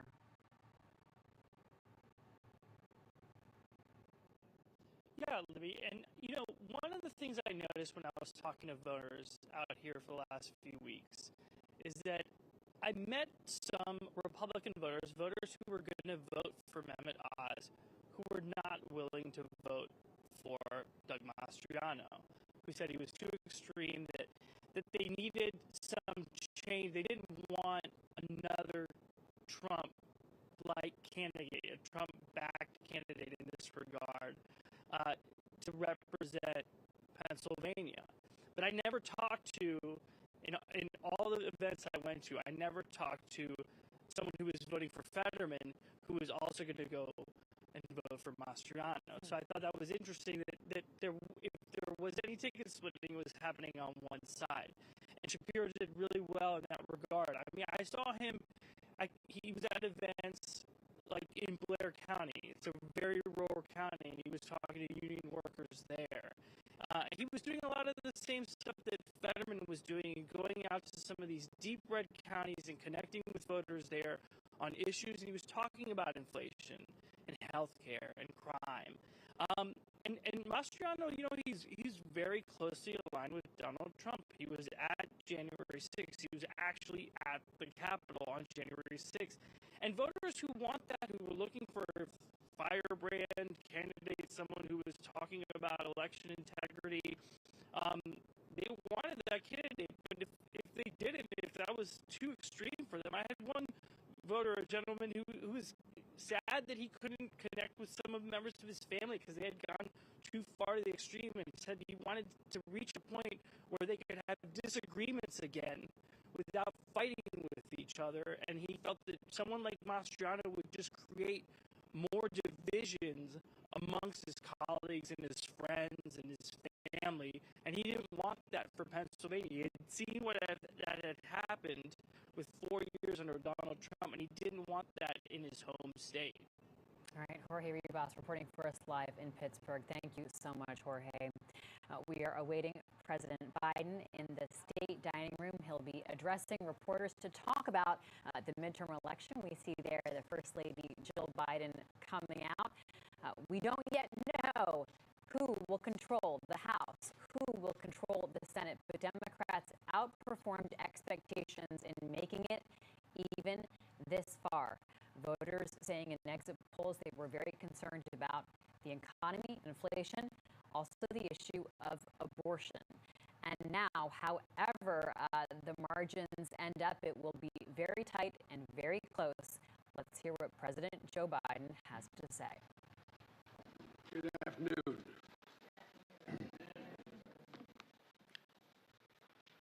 Well, we had an election yesterday. And it was a good day, I think, for democracy. And I think it was a good day for America. Excuse me, I was a little hoarse. Our democracy has been tested in recent years, but with their votes, the American people have spoken and proven once again that democracy is who we are. The states across the country saw a record voter turnout. And the heart and soul of our democracy, the voters, the poll workers, the election officials, they did their job and they fulfilled their duty. And apparently without much interference at all, without any interference, it looks like. And that's a testament, I think, to the American people. While we don't know all the results yet, at least I don't know them all yet, here's what we do know. While the press and the pundits are predicting a giant red wave, it didn't happen. And I know you were somewhat miffed by my obsession and optimism, but I felt good during the whole process.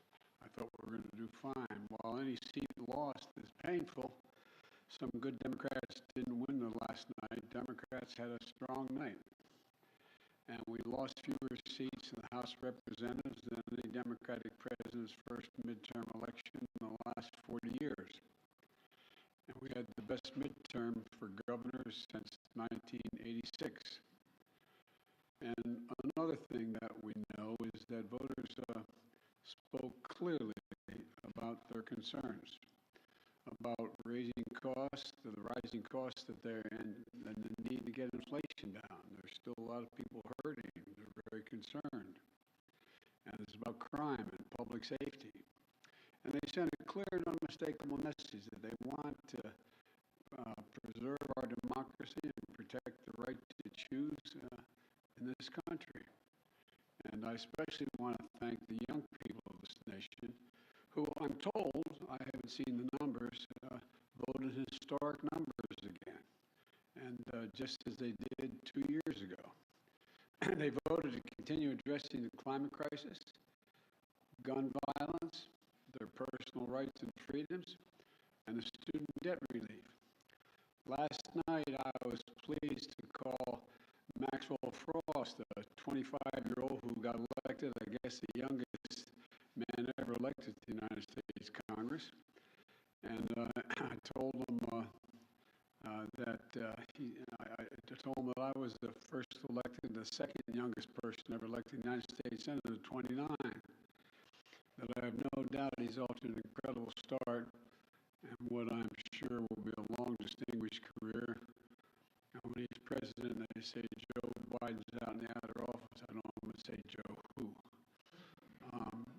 But the voters were also clear that they are still frustrated. I get it. I understand it's been a really tough few years in this country for so many people. When I came to office, we inherited a nation with a pandemic raging and an economy that was reeling. And we acted quickly and boldly to vaccinate the country and to create a stable and sustained growth in our economy. Long-term investment to rebuild America itself, our roads, our bridges, our ports, our airports, clean water systems, high-speed internet. And we're just getting started. The interesting thing is that this is all going to really come into clear view for people in the months of January, February, March of next year. It's just getting underway. So I'm optimistic about how the public is going to even be more embracive of what we've done. Historic investments that are leading companies to invest literally hundreds of billions of dollars combined to build semiconductor factories and other advanced manufacturing here in America. It's going to create tens of thousands of good-paying jobs. And by the way, a significant number of those jobs are going to be jobs that pay average $126,000, $127,000. You don't need a college degree to get those jobs. And we're dealing with global inflation as a result of the pandemic and Putin's war in Ukraine. We're also handling it better than most other advanced nations in the world. We're lowering gas prices. We're taking on powerful interest, lower prescription drug costs, and health insurance premiums, and energy bills. After 20 months of hard work, the pandemic no longer controls our lives. It's still a concern, but no longer controls our lives.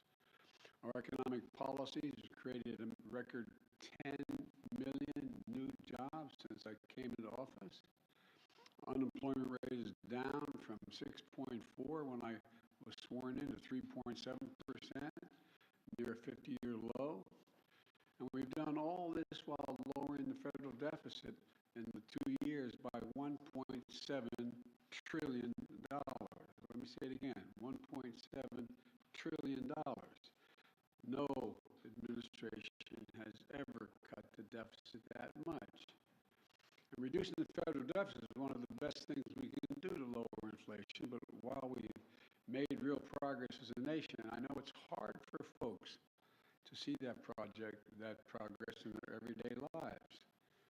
And it's hard to see the results from actions that we took while we have to implement what we've done. But I believe we took the right steps for the country and for the American people. In fact, if you look at the polls, overwhelming majority, I don't look at them much anymore because I'm not quite sure how to read them anymore. I hope you are uncertain as well. But overwhelming majority of American people support the elements of my economic agenda. From rebuilding America's roads and bridges to lowering prescription drug costs to historic investment in tackling the climate crisis to making sure that large corporations begin to pay their fair share in taxes. And I'm confident these policies are working and that we're on the right path, and we need to stick with them. All these initiatives take hold as they do, from lead pipes being removed from schools and homes to new factories being built in communities with resurgence of American manufacturers. It's already created, by the way, 700,000 brand new manufacturing jobs. You've heard me say it ad nauseum. I don't know where it's written that says we can't be the manufacturing capital of the world. We are now exporting product, not jobs, around the world. People across the country are going to see even more clearly the positive effects on their day-to-day lives. But I still understand why they're hurting right now. So many people are concerned. As I have throughout my career, I'm going to continue to work across the aisle to deliver for the American people. And it's not always easy, but we did it the first term. I'll be surprised a lot of people that we signed over 210 bipartisan laws since I become president, and we're revitalizing American manufacturing, gun safety. We did it together, and dozens of laws positively impacting on our veterans. And let me say this, regardless of what the final tally in these elections show, and there's still some counting going on, I'm prepared to work with my Republican colleagues. The American people have made clear, I think, that they expect Republicans to be prepared to work with me as well. In the area of foreign policy, I hope we'll continue this bipartisan approach of confronting Russia's aggression in Ukraine. When I return from the G20 meetings in Indonesia with other world leaders, I'm going to invite the leaders of both political parties, as I've done in the past in my foreign trips, to the White House to discuss how we can work together for the remainder of this year and into the next Congress to advance the economic and national security priorities of the United States. And I'm open to any good ideas. I want to be very clear. I'm not going to support any Republican proposal that's going to make inflation worse. For example, the voters don't want to pay higher prescription costs for drugs. We've cut that now. We're going to kick into gear next year, next calendar year. And I'm not going to walk away from the historic commitments we just made to take on the climate crisis. They're not compromisable issues to me, and I won't let it happen. The voters don't want more taxes for the tax cuts for the super wealthy and biggest corporations. And I'm going to continue to focus on cost cutting for working and middle class families and building an economy from the bottom up and the middle out. I know you're tired of hearing me say that, but I genuinely mean it. That's what makes America grow. The wealthy do very well when the middle class is doing well, and the poor have a way up, and while continue to bring down the federal deficit. You know, as we look at tax cuts, we should be looking at tax cuts for working people and middle class people, not the very wealthy. They're fine. And if you can go out and be a multi-millionaire, that's great. Just pay your fair share. That's all. That's all. Just pay your fair share. It's like those 55 corporations in 2000 that made $40 billion and didn't pay a penny in federal taxes. It's not right. Everybody has an obligation. So now they have to pay a staggering 15%. You all pay more than that for your taxes. So I'm going to keep my commitment that no one earning less than $400,000 a year, and that's a lot of money where I come from, are going to see their federal taxes go up. And I want to be very clear. Under no circumstances will I support the proposal put forward by Senator Johnson and the senator from down in Florida to cut or make fundamental changes in Social Security and Medicare. That's not on the table. I will not do that. I will veto any attempt to pass a national ban on abortion, but I'm ready to compromise with Republicans where it makes sense on many other issues. And I'll always put the needs and interests of the American people first. So let me close with this. On this election season, the American people made it clear. They don't want every day going forward to be a constant political battle. There's too much of that going on. And there's too much that we have to do. The future of America is too promising to be trapped in endless political warfare. And I really mean it. You've heard me say it time and again for the last 20 months or so. I am so optimistic about the prospects for America. We need to be looking to the future, not fixated on the past. And that future is bright as can be. We were the only nation in the world to come out of every crisis stronger than we went into the crisis. And that's a fact. I literally mean that. We've come out stronger than we've gone in. And I've never been more optimistic about America's future than I am today. You know, particularly because of all those young people I talked about, 18 to 30. They're showing up. They're the best educated generation in American history. They're the least prejudiced generation in American history, the most engaged generation in American history, and the most involved. Look, after a long campaign season, I still believe that I always have. This is a great nation, and we're great people. And it's never been a good bet to bet against America. Never been a good bet to bet against America. There's nothing beyond our capacity if we work together. We just need to remember who the hell we are. We're the United States of America. The United States of America. There's nothing beyond our capacity. And I'm pretty well convinced that we're going to be able to get a lot done. Now, I've been given a list of 10 people that I'm supposed to call on. And you're all supposed to ask me one question, but I'm sure you'll ask me more. And so let me start off with the list I've been given. Zeke Miller, Associated Press.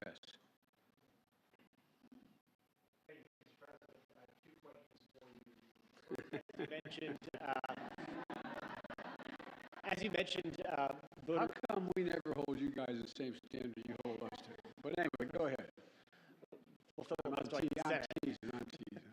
You mentioned that Americans are frustrated, and in fact, 75% of voters say the country is heading into the wrong direction despite the results of last night. What in the next 2 years do you intend to do differently to change people's opinion of the direction of the country, particularly as you contemplate a run for president in 2024? Nothing, because they're just finding out what we're doing. The more they know about what we're doing, the more support there is. Do you know anybody who wants us to get rid of the change we made on prescription drug prices and raise prices again? Do you know anybody who wants us to walk away from building those roads and bridges and the internet and so on? I don't know. I think that the problem is the major piece of legislation we passed, and some of it bipartisan, takes time to be recognized. For example, you got over $1 trillion worth of infrastructure money, but not that many spades have been put in the ground. It's taking time. For example, I was on the phone congratulating a Californian recently, and then someone up in Scranton, Pennsylvania, the congressman who got elected. He said, "Can you help us make sure we're able to have high-speed rail service from Scranton to New York City?" I said, "Yeah, we can. We can. First of all, it'll make it a lot easier, take a lot of vehicles off the road, and we have more money in the pot now, already out there, we voted for, than the entire money we spent on Amtrak to begin with." And it's the same way. For example, I talked about through the campaign that we're going to limit the cost of insulin for seniors to $35 a month instead of $400 a month. Well, it doesn't take effect till next year. So there's a lot of things that are just starting to kick in.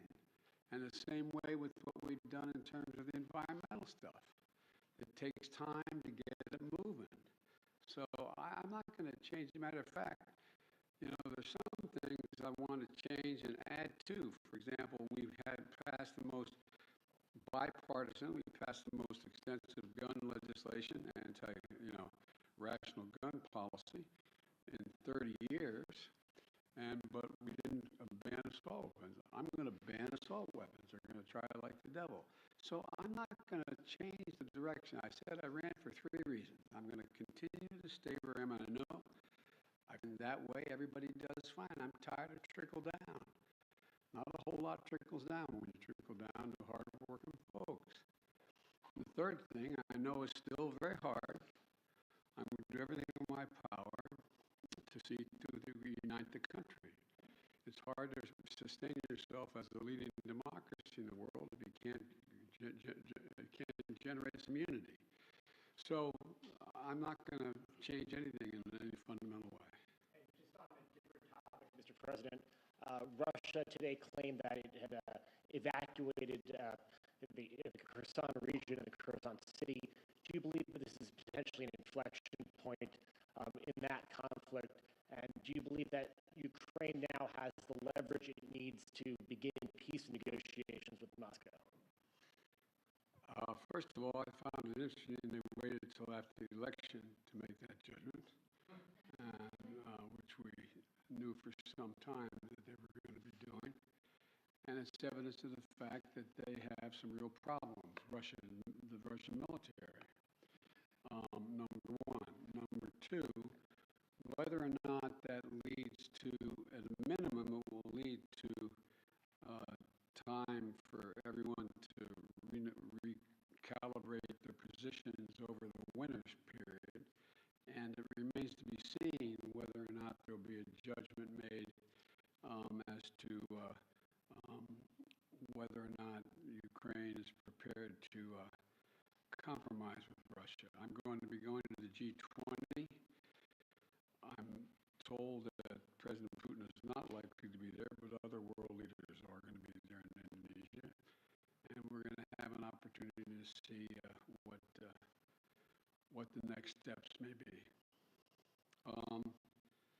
Nancy, CBS, Nancy Cordes. Thank you, Mr. President. I have a few questions.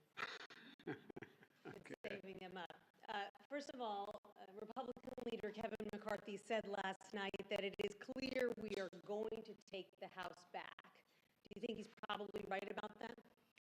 Well, based on what we know as of today, we've lost very few seats for certain. We still have a possibility of keeping the House, but it's going to be close. And for example, in Nevada, we won all 3 of those seats, contested seats. I went out I spoke for each of those folks, but we won them all. I didn't know that last night. So it's a moving target right now, but it's going to be very close. Can you describe your relationship with Mr. McCarthy? How often do you speak to him? What do you think of him?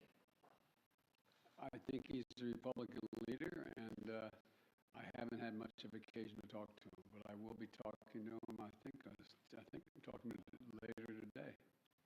When it comes to your legislative agenda, when you were vice president, your legislative agenda basically ran into a brick wall 2 years in when Republicans took control of the House, and that lasted for the rest of the Obama presidency. Is there any way for you to prevent that same fate from happening this time around? Yes. If Republicans take control of the House? Yes, because it's going to be much closer if they take control. Look, the predictions were, and again, I'm not being critical of anybody who made the prediction. I got it, okay? This is supposed to be a red wave. You were talking about us losing 30 to 50 seats, and this is going to, that's not going to happen. And so there's always enough people on the other team, whether it's Democrat or Republican, that the opposite party can make an appeal to, and maybe pick them off to get the help. And so it remains to be seen. But look, I doubt whether or not, for example, all the talk, I'd ask, I don't expect you to answer, but a rhetorical question. Do you think that, Senator Johnson is going to move to cut Medicare and Social Security? And if he does, how many Republicans are going to vote for it? So it depends. And then my final question. Republicans have made it clear that if they do take control of the House, that they want to launch a raft of investigations on day one into your handling of Afghanistan, the border. They want to look into some of your cabinet officials. They want to investigate you. They may even want to investigate your son. What's your message to Republicans who are considering investigating your family, and particularly your son Hunter's business dealings? Lots of luck in your senior year, as my coach used to say. Look, I think the American public want us to move on and get things done for them. And, I heard that it was reported, whether it's accurate or not, I'm not sure, but it was reported many times that Republicans were saying, and the former president said, how many times are you going to impeach Biden? Impeachment proceeding against Biden. I mean, I think the American people will look at all of that for what it is. It's just almost comedy. I mean, it's but look, I can't control what they're going to do. All I can do is continue to try to make life better for the American people. Okay, Phil Mattingly, CNN. Thank you, Mr. President. I have 37 questions. I'm kidding. Sir, at a fundraiser last month, you said, quote, the rest of the world is looking at this election, both the good guys and the bad guys. You noted you're going to the G20 in a couple days. you'll come face to face with many of those leaders the same moment that your predecessor is considering launching his re-election effort. How should those world leaders, both good guys and bad guys, view this moment both for America and for your presidency? Well, first of all, these world leaders know we're doing better than anybody else in the world, as a practical matter. Notwithstanding the difficulties we have, our economy is growing. You saw the last report, we're still growing at 2.6%. We're creating jobs. We're still in a solid position, and there's not many other countries in the world are in that position. And I promise you, from the telephone calls I still have and from the meetings I have with the heads of state, they're looking to the United States and saying, how are you doing? What are you doing? What can we do together? So I think that the vast majority of my colleagues, at least those colleagues who are NATO members, European Union, Japan, South Korea, etc., I think they're looking to cooperate and wanting to know how we can help one another. And what was the other question? Oh, I'm sorry. No. So I think one way I would follow up on that is you noted that you felt like there was a shift in terms of people being willing to show more decency in this moment. You've often talked about breaking the fever or kind of a transition from this moment that we faced over the last several years. Do you feel like the election is what represents that? Do you feel like the fever is broken, I guess? Well, I don't think we're going to break the fever for the super mega MAGA Republicans. I mean, but I think they're a minority of the Republican Party. I think the vast majority of the members of the Republican Party, we disagree strongly on issues, but they're decent, honorable people. We have differences of agreement on issues. But they, I work with a lot of these folks in the Senate and the House for a long time, and they're honest and they're straightforward. They're different than mine, but they're decent folks. And so I think that the rest of the world, and a lot of you have covered other parts of the world, and the rest of the world is looking at the United States. I guess the best way to say this is to repeat what some of you heard me say before. The first G7 meeting for the public, that's the 7 largest democracies, when I went to, right after we got elected in February, after I got sworn in January. And I sat down at a round table, with the 6 other world leaders from the European Union and Canada, etc., and said, America's back. And one of them turned to me and said, for how long? For how long? It was a deadly earnest question. For how long? And I looked at them, and then another one went on to say, and I'm not going to name them, went on to say, what would you say, Joe, if in fact we went to bed tonight here in England, woke up the next morning and found out that thousands of people had stormed the Parliament of Great Britain, gone down the hall, broken down the doors, 2 cops ended up dying, a number of people injured, and they tried to stop the confirmation of election. It's not the same situation, obviously, as we have. And he said, what would you think? And I asked a rhetorical question, what would you all think? You'd think England was really in trouble. You'd think democracy was on the edge if that happened in Great Britain. And so that's the way people were looking at us. Like, when is this going to stop? Nothing like this has happened since the Civil War. I don't want to exaggerate, but literally, nothing like this has happened since the Civil War. And so what I find is that they want to know, is the United States stable?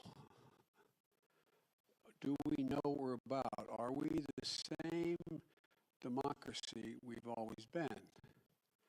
Because look, the rest of the world looks to us. I don't mean that we're always right, but if the United States tomorrow were to, quote, withdraw from the world, a lot of things would change around the world. A whole lot would change.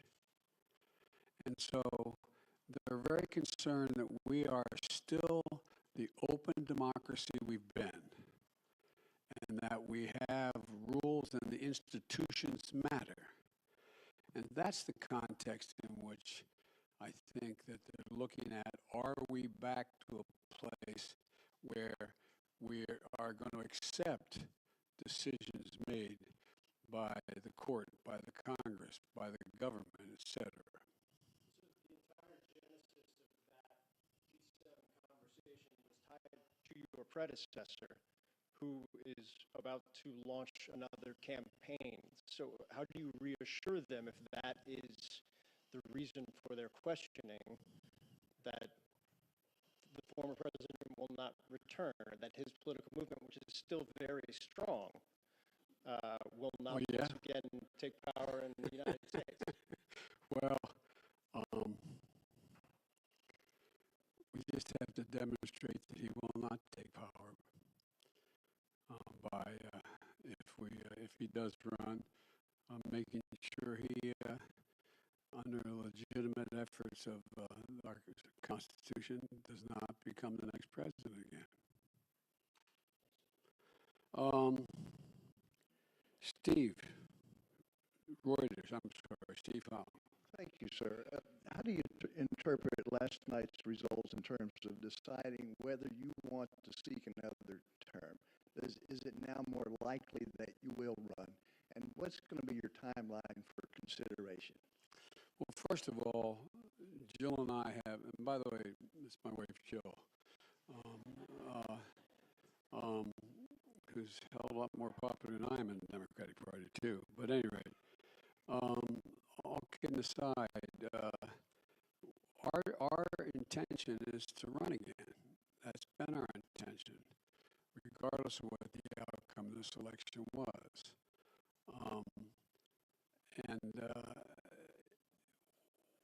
The fact that we won, I didn't run, the fact that the Democratic Party outperformed anything anyone expected and did better than any off-year presidency since John Kennedy is one that gives everybody like, whoo, sigh of relief that the mega Republicans are not taking over the government again, etc. And so my judgment of running, when I announce, if I announce, my intention is that I run again. But I'm a great respecter of fate, and this is ultimately a family decision. I think everybody wants me to run, but we're going to have discussions about it. And I don't feel any hurry one way or another to make that judgment with today, tomorrow, whenever, no matter what my predecessor does. Next year, or what's your thinking? My guess is, I hope Jill and I get a little time to actually sneak away for a week around between Christmas and Thanksgiving. And my guess is it'll be early next year we make that judgment. But it is my plan to do it now. I mean, but, okay, I'm sorry. Karen Chavez of ABC Radio. Thank you, Mr. President. WNBA star Brittany Griner today was moved to a Russian penal colony to serve out her 9-year sentence. Do you have an update right now on her condition? What do you know about that? And does this mark a new phase in negotiations with the Russians to secure her release? Can the U.S. now fully engage in talks on a prisoner swap? Well, And a we've follow-up, if I been can. engaging on a regular basis. I've been spending a fair amount of time with her wife about what's going on with her. And my guess is, my hope is that now that the election is over, that Mr. Putin will be able to discuss with us and be willing to talk more seriously about prisoner exchange. That is my intention. My intention is to get her home. And we've had a number of discussions so far.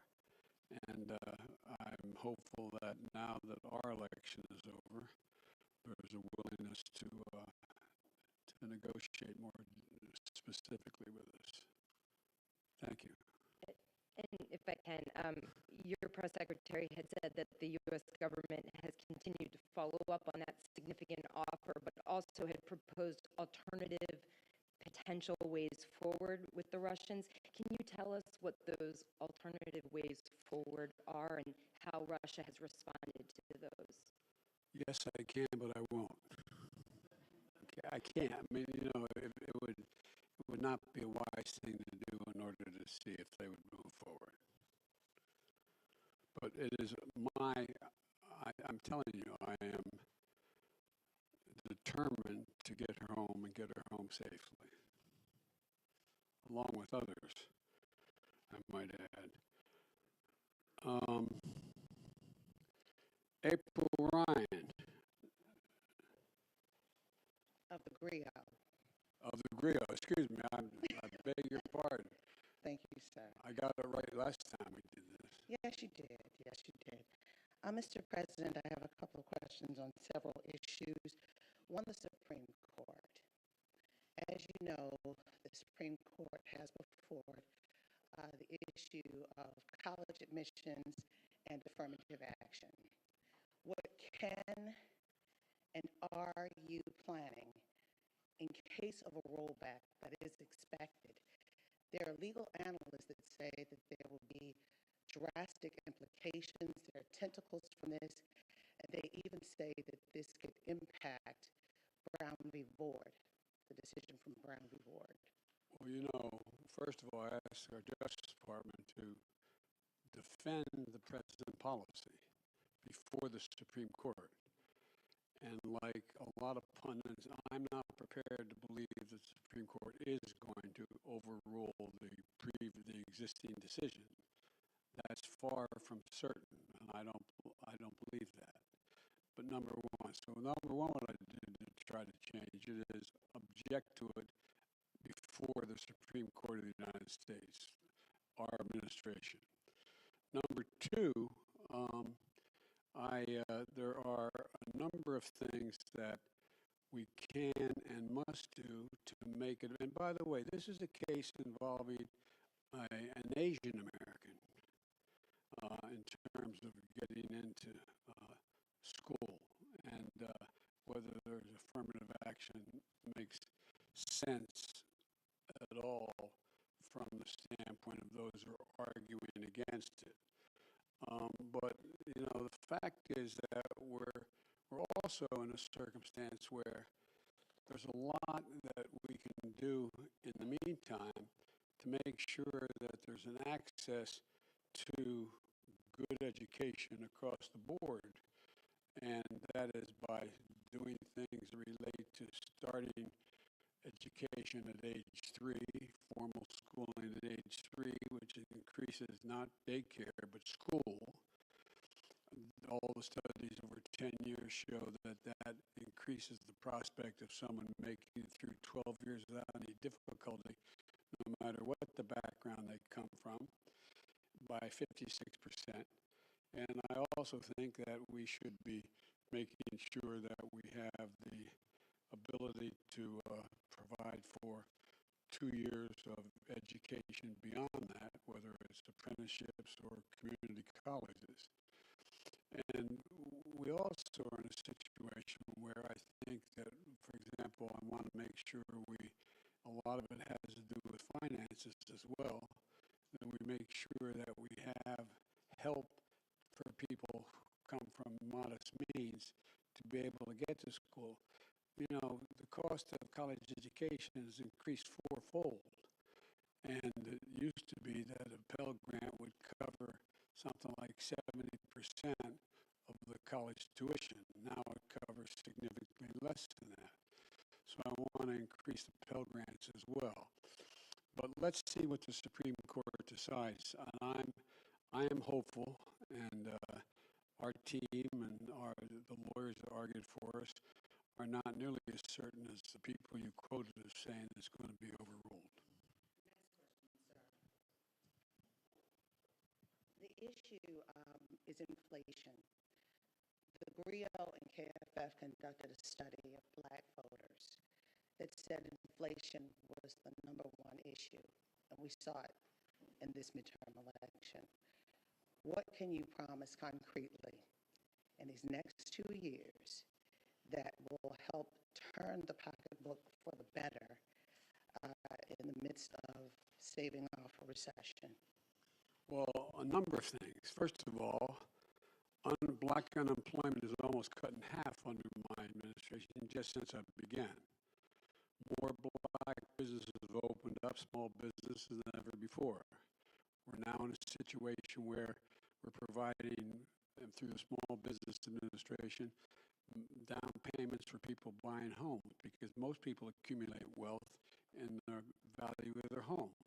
Most middle-class families like mine. My dad bought a home, didn't have it, just scraped together to get home. By the time he was able to retire, he had built up equity in the home. That's how most people do that. But what I can't do is I can't guarantee that we're going to be able to get rid of inflation, but I do think we can.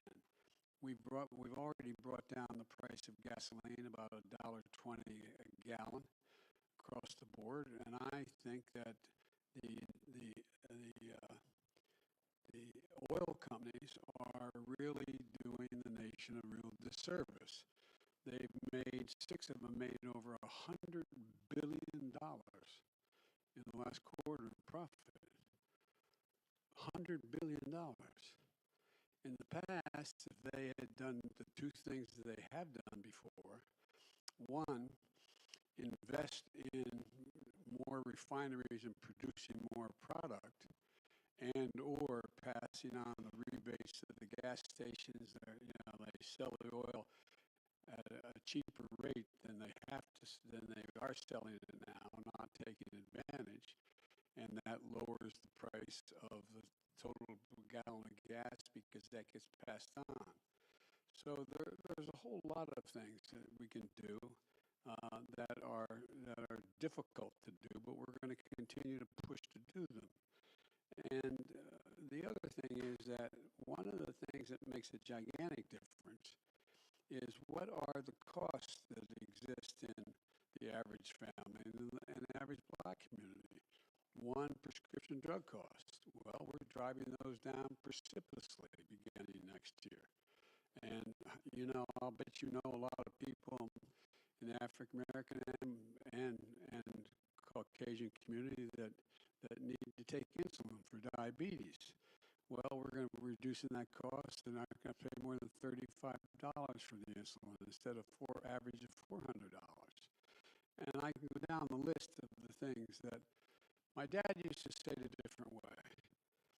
At the end of the month, the things you have to pay for, from your mortgage to food on the table to gasoline in the automobile, do you have enough money to do it? And when it's done, do you have anything left over? And medical bills are a big piece of that, particularly in the African American community and poorer communities. They need help. And so we're driving down all of those costs, and we've already passed the legislation to do that. It's just taking effect. So there's a lot of things we can do to affect the things that people need on a monthly basis their inflation, their cost of living. And so, but I am optimistic because we continue to grow and at a rational pace. We are not anywhere near a recession right now in terms of the growth, but I think we can have what most economists call a soft landing. I'm convinced that we're going to be able to gradually bring down prices so that they, in fact, end up with us not having to move into recession to be able to get control of inflation.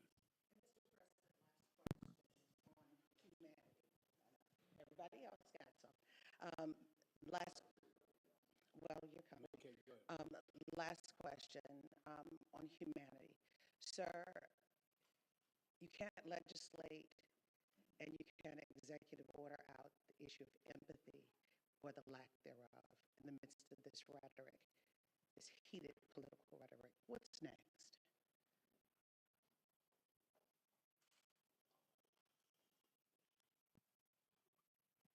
Part of what I think leadership requires, and I hope I meet the standard, is letting people know you understand their problem. Again, my dad used to have an expression. He said, I don't expect the government to solve my problems, but I expect them at least know what they are, understand them. And like a lot of you, we've been very fortunate as a family, but we've also been through a lot of fairly tough times. And it's not, and I've had the great advantage of having a family to get through them. When my first wife and daughter were killed when a tractor trailer broadsided them and killed my wife and killed my first wife and killed my daughter. And my two boys were expected to die. They were it took the jaws of life 3 hours to get them out there on top of their dead mother and dead sister. I understand what that pain is like. And when Jill and I lost Bo after a year in Iraq, winning the Bronze Star Conspicuous Service Medal, a major in the United States military, came home with stage 4 glioblastoma because he lived about between 200 and 500 yards from a burn pit that's 10 feet deep and as big as a football field, burning every toxic waste you could find. You know, I think that we understand what it's like to lose family members, mothers, fathers. All of you have been through that kind of thing. We've been fortunate, though. We've had each other. We've had strong families, Jill's sisters, my brothers, my sister. And so what we can do to deal with that empathy is make sure there's help available. Make sure there's people who are there to help, whether they are psychologists or whether they're medical doctors or whether they're social workers. To be there to help just hold a hand. And for example, we can do an awful lot for a lot of families, the families you're talking about, if we reinstate this child tax credit. It cut child poverty by 40% when it was in place. I couldn't get it passed the second time around. So there's a lot we can do. And the empathy is not just talking about it, it's communicating to people you genuinely understand. And I hope a lot of people don't understand because I don't want people having to know the pain. But the second piece of that is let them know that you are there to help. You're there to help. And one of the things that I've talked with Vivek Murthy about, and a lot of you have written about it, and you've written it well about it, is the need for mental health care in America. You know, when we got elected, there were something like, I don't know, 2, 3, 5 million people who had gotten their COVID shots. Well, in the meantime, I've got over 220 million people, all 3 shots. But in the meantime, what happened? We lost over 1 million dead. 1 million dead. I read one study that for those 1 million people, they had 9 people who were each one had averaged 9 people close to them. A relative, someone they're married to, a child, someone close. The impact has been profound. Been profound. Think of all the people, think of all your children and your grandchildren who didn't have that senior prom, who didn't have that graduation party, who didn't have all the things we had that we took for granted. There's an impact on their psyche. So there's a lot we have to do. And empathy reflects itself not just in what a person demonstrates to understand, of knowing what people need and helping to make it happen. And we're trying to do that. And a lot of Republicans trying to do it too. I don't mean this as a partisan thing. A lot of people are trying to do it because they know we got a problem. Okay, excuse me. These 10 questions are really going quickly.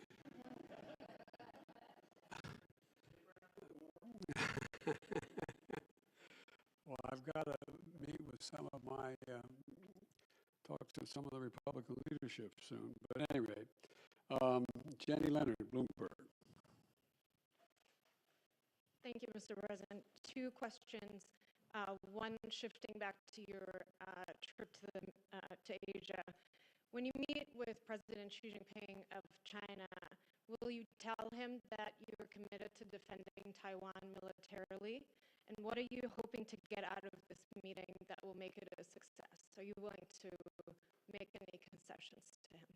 Well, look, I'm not willing to make any fundamental concessions because what I've told them in the beginning, and this is I've spent over 78, I think they told me, hours with them so far, 67 in person when I was vice president. President Obama knew he couldn't spend time with the vice president of another country, so I traveled 17,000 miles with him in China and around in the United States. I've met with him many times. And I've told them, I'm looking for competition, not conflict.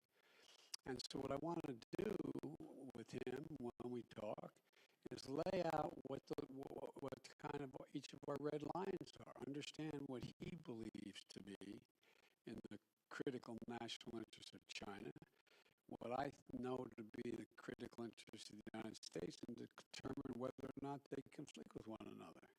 And if they do, how to resolve it and how to work it out. And so, and Taiwan doctrine has not changed at all from the very beginning. So I'm sure we'll discuss China, Taiwan, and I'm sure we'll discuss a number of other issues, including fair trade and relationships relating to his relationship with other countries in the region. And so anyway, so there's a lot we'll have to discuss.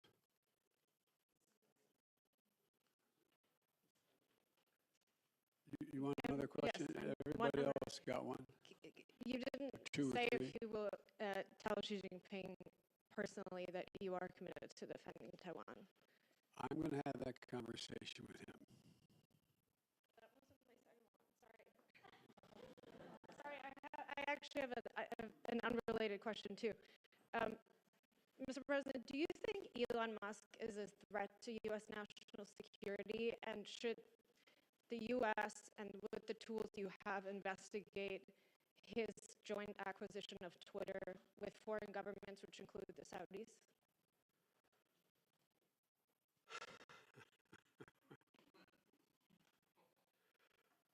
I think that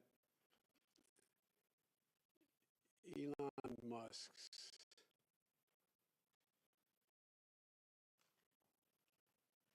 cooperation and/or technical relationships with other countries is worthy of being looked at.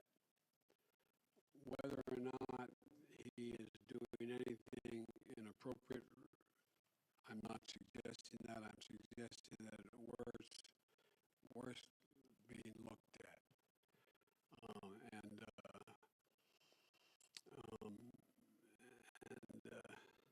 But that's all I'll say. There's a lot of ways. All right. Kristen Walker. Thank you so much, Mr. President. I appreciate it. I want to follow up with you on working with Republicans. Leader McCarthy again suggested that he is not prepared to write what he has called a blank check to Ukraine, and yet you expressed optimism that funding for Ukraine would continue, that the policies toward Ukraine would continue. Why should the people of Ukraine in this country have confidence in that, given the comments by Leader McCarthy? And just to follow up with you on your comments to Zeke, you said you don't need to do anything differently. If Republicans control the House, don't you need to recalibrate to some extent to try to work across the aisle with a Republican-led House? Well, let me put it this way. What I meant was I don't have to change any of the policies that have already passed. That's what they said they want to go after. And so what I have is a simple proposition. I have a pen that can veto. Okay? So that's what I mean. I don't have to recalibrate whether or not I'm going to continue to, fund we're going to continue to fund the infrastructure bill, or we're going to continue to fund the environment, etc. We have to, I hope, I think there's a growing pressure on the part of the American people expecting both parties and all elements of both parties to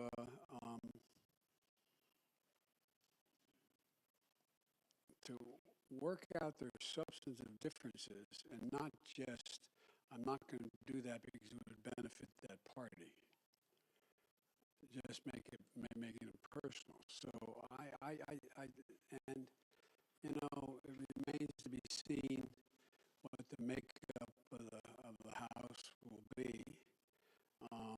But I'm hopeful that Kevin and I can work out modus vivendi as to how we'll proceed with one another. Will aid to Ukraine continue uninterrupted? That is my expectation. And by the way, we've not given Ukraine a blank check. There's a lot of things Ukraine wants we didn't do. For example, I was asked very much whether we'd provide American aircraft to guarantee the skies over Ukraine. I said, no, we're not going to do that. We're not going to get into a third world war, taking on Russian aircraft and directly engage. But would we provide them with all the rational ability to defend themselves? Yes. We find those HIMARS. Well, the HIMARS, there's two kinds of, but in the average person's parlance, rockets you can drop in those. One that goes over 600 miles and one that goes about 160 miles. We didn't get many ones that go to 600 miles because I'm not looking for them to start bombing Russian territory. And so we want to make sure that there's a relationship that they're able to defend themselves and take on what is purely the ugliest aggression that's occurred since World War II on a massive scale on the part of Putin within Ukraine. And there's so much at stake. So I would be surprised if Leader McCarthy even has a majority of his Republican colleagues who say they're not going to fund the legitimate defensive needs of Ukraine.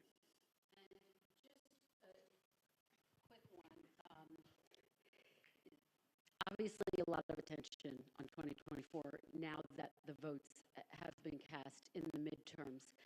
Two-thirds of Americans in exit polls say that they don't think you should run for re-election. What is your message to them, and how does that factor into your final decision about whether or not to run for re-election? It doesn't. What's your message to them? To those two-thirds of Americans? Watch me. Okay, one more. Very quickly, we saw Governor Ron DeSantis with a resounding victory in Florida last night. Who do you think would be the tougher competitor, Ron DeSantis or former President Trump, and how is that factoring into your decision? It'll be fun watching them take on each other. All right, David Singer.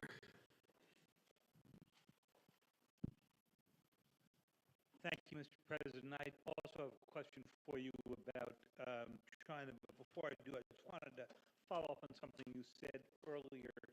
You said it remains to be seen whether the Ukraine government is prepared to compromise with Russia. Previously, you've told us the only thing for the Russians to do is get completely out of Ukraine, go back to the lines that existed prior to February 24. Are you suggesting with the word compromise that you think that there is room for territorial compromise now? No, I'm not. That's up to the Ukrainians. Nothing about Ukraine without Ukraine. What kind of compromise do you have in mind? I didn't have any in mind. You have asked the question whether or not, if I recall, whether or not what would happen if, in fact, after I think the context is that whether or not they're pulling back from Fallujah and from the Kherson, the city of Kherson, and they're coming back across the river to the eastern side of the river, the Russian forces. And I said, what's going to happen is they're going to both lick their wounds, decide what they're going to do over the winter, and decide whether or not they're going to compromise. That's what's going to happen, whether or not. I don't know what they're going to do. But I do know one thing, we're not going to tell them what they have to do. You were asked before about your meeting with President Xi. At this point, the Chinese government, by the estimate of the Pentagon, is getting ready to bring their force of nuclear weapons up to over 1,000 weapons, significant increase from what they've had for many decades. You've seen the threats from President Putin about the use of his nuclear forces. Remember how you all went after me when I said that was real? And what in your view happened? Do you think he backed off because of that? No, I'm just saying. I just found it interesting that Biden's being Biden's being an extremist, and it turns out you all are writing about it now. Kind of fascinating. So my question is, do you think that they are putting together a real alliance, the Chinese and the Russians? And do you believe that you need to begin speaking with President Xi about some form of arms control if he's going to get up to a level of weapons similar to what the United States and Russia have right No now? and yes. No, I don't think there's a lot of respect that China has for Russia or for Putin. I don't think they're looking at that as a particular alliance. Matter of fact, they've been sort of keeping the distance a little bit. I do think that it remains to be seen whether Xi Jinping has decided that or backed off of his initial judgment that he wanted China to have the most powerful military in the world, as well as the largest economy. And but he's a long way from both. But I think talk about nuclear weapons and location, the number of them, and access is important to discuss. Thank you all so very, very much.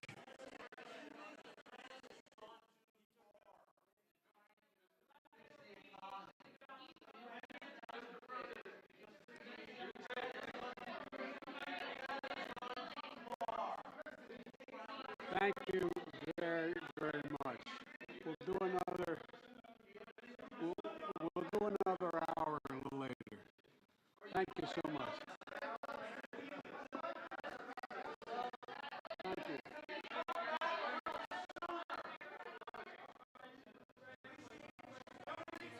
A confident and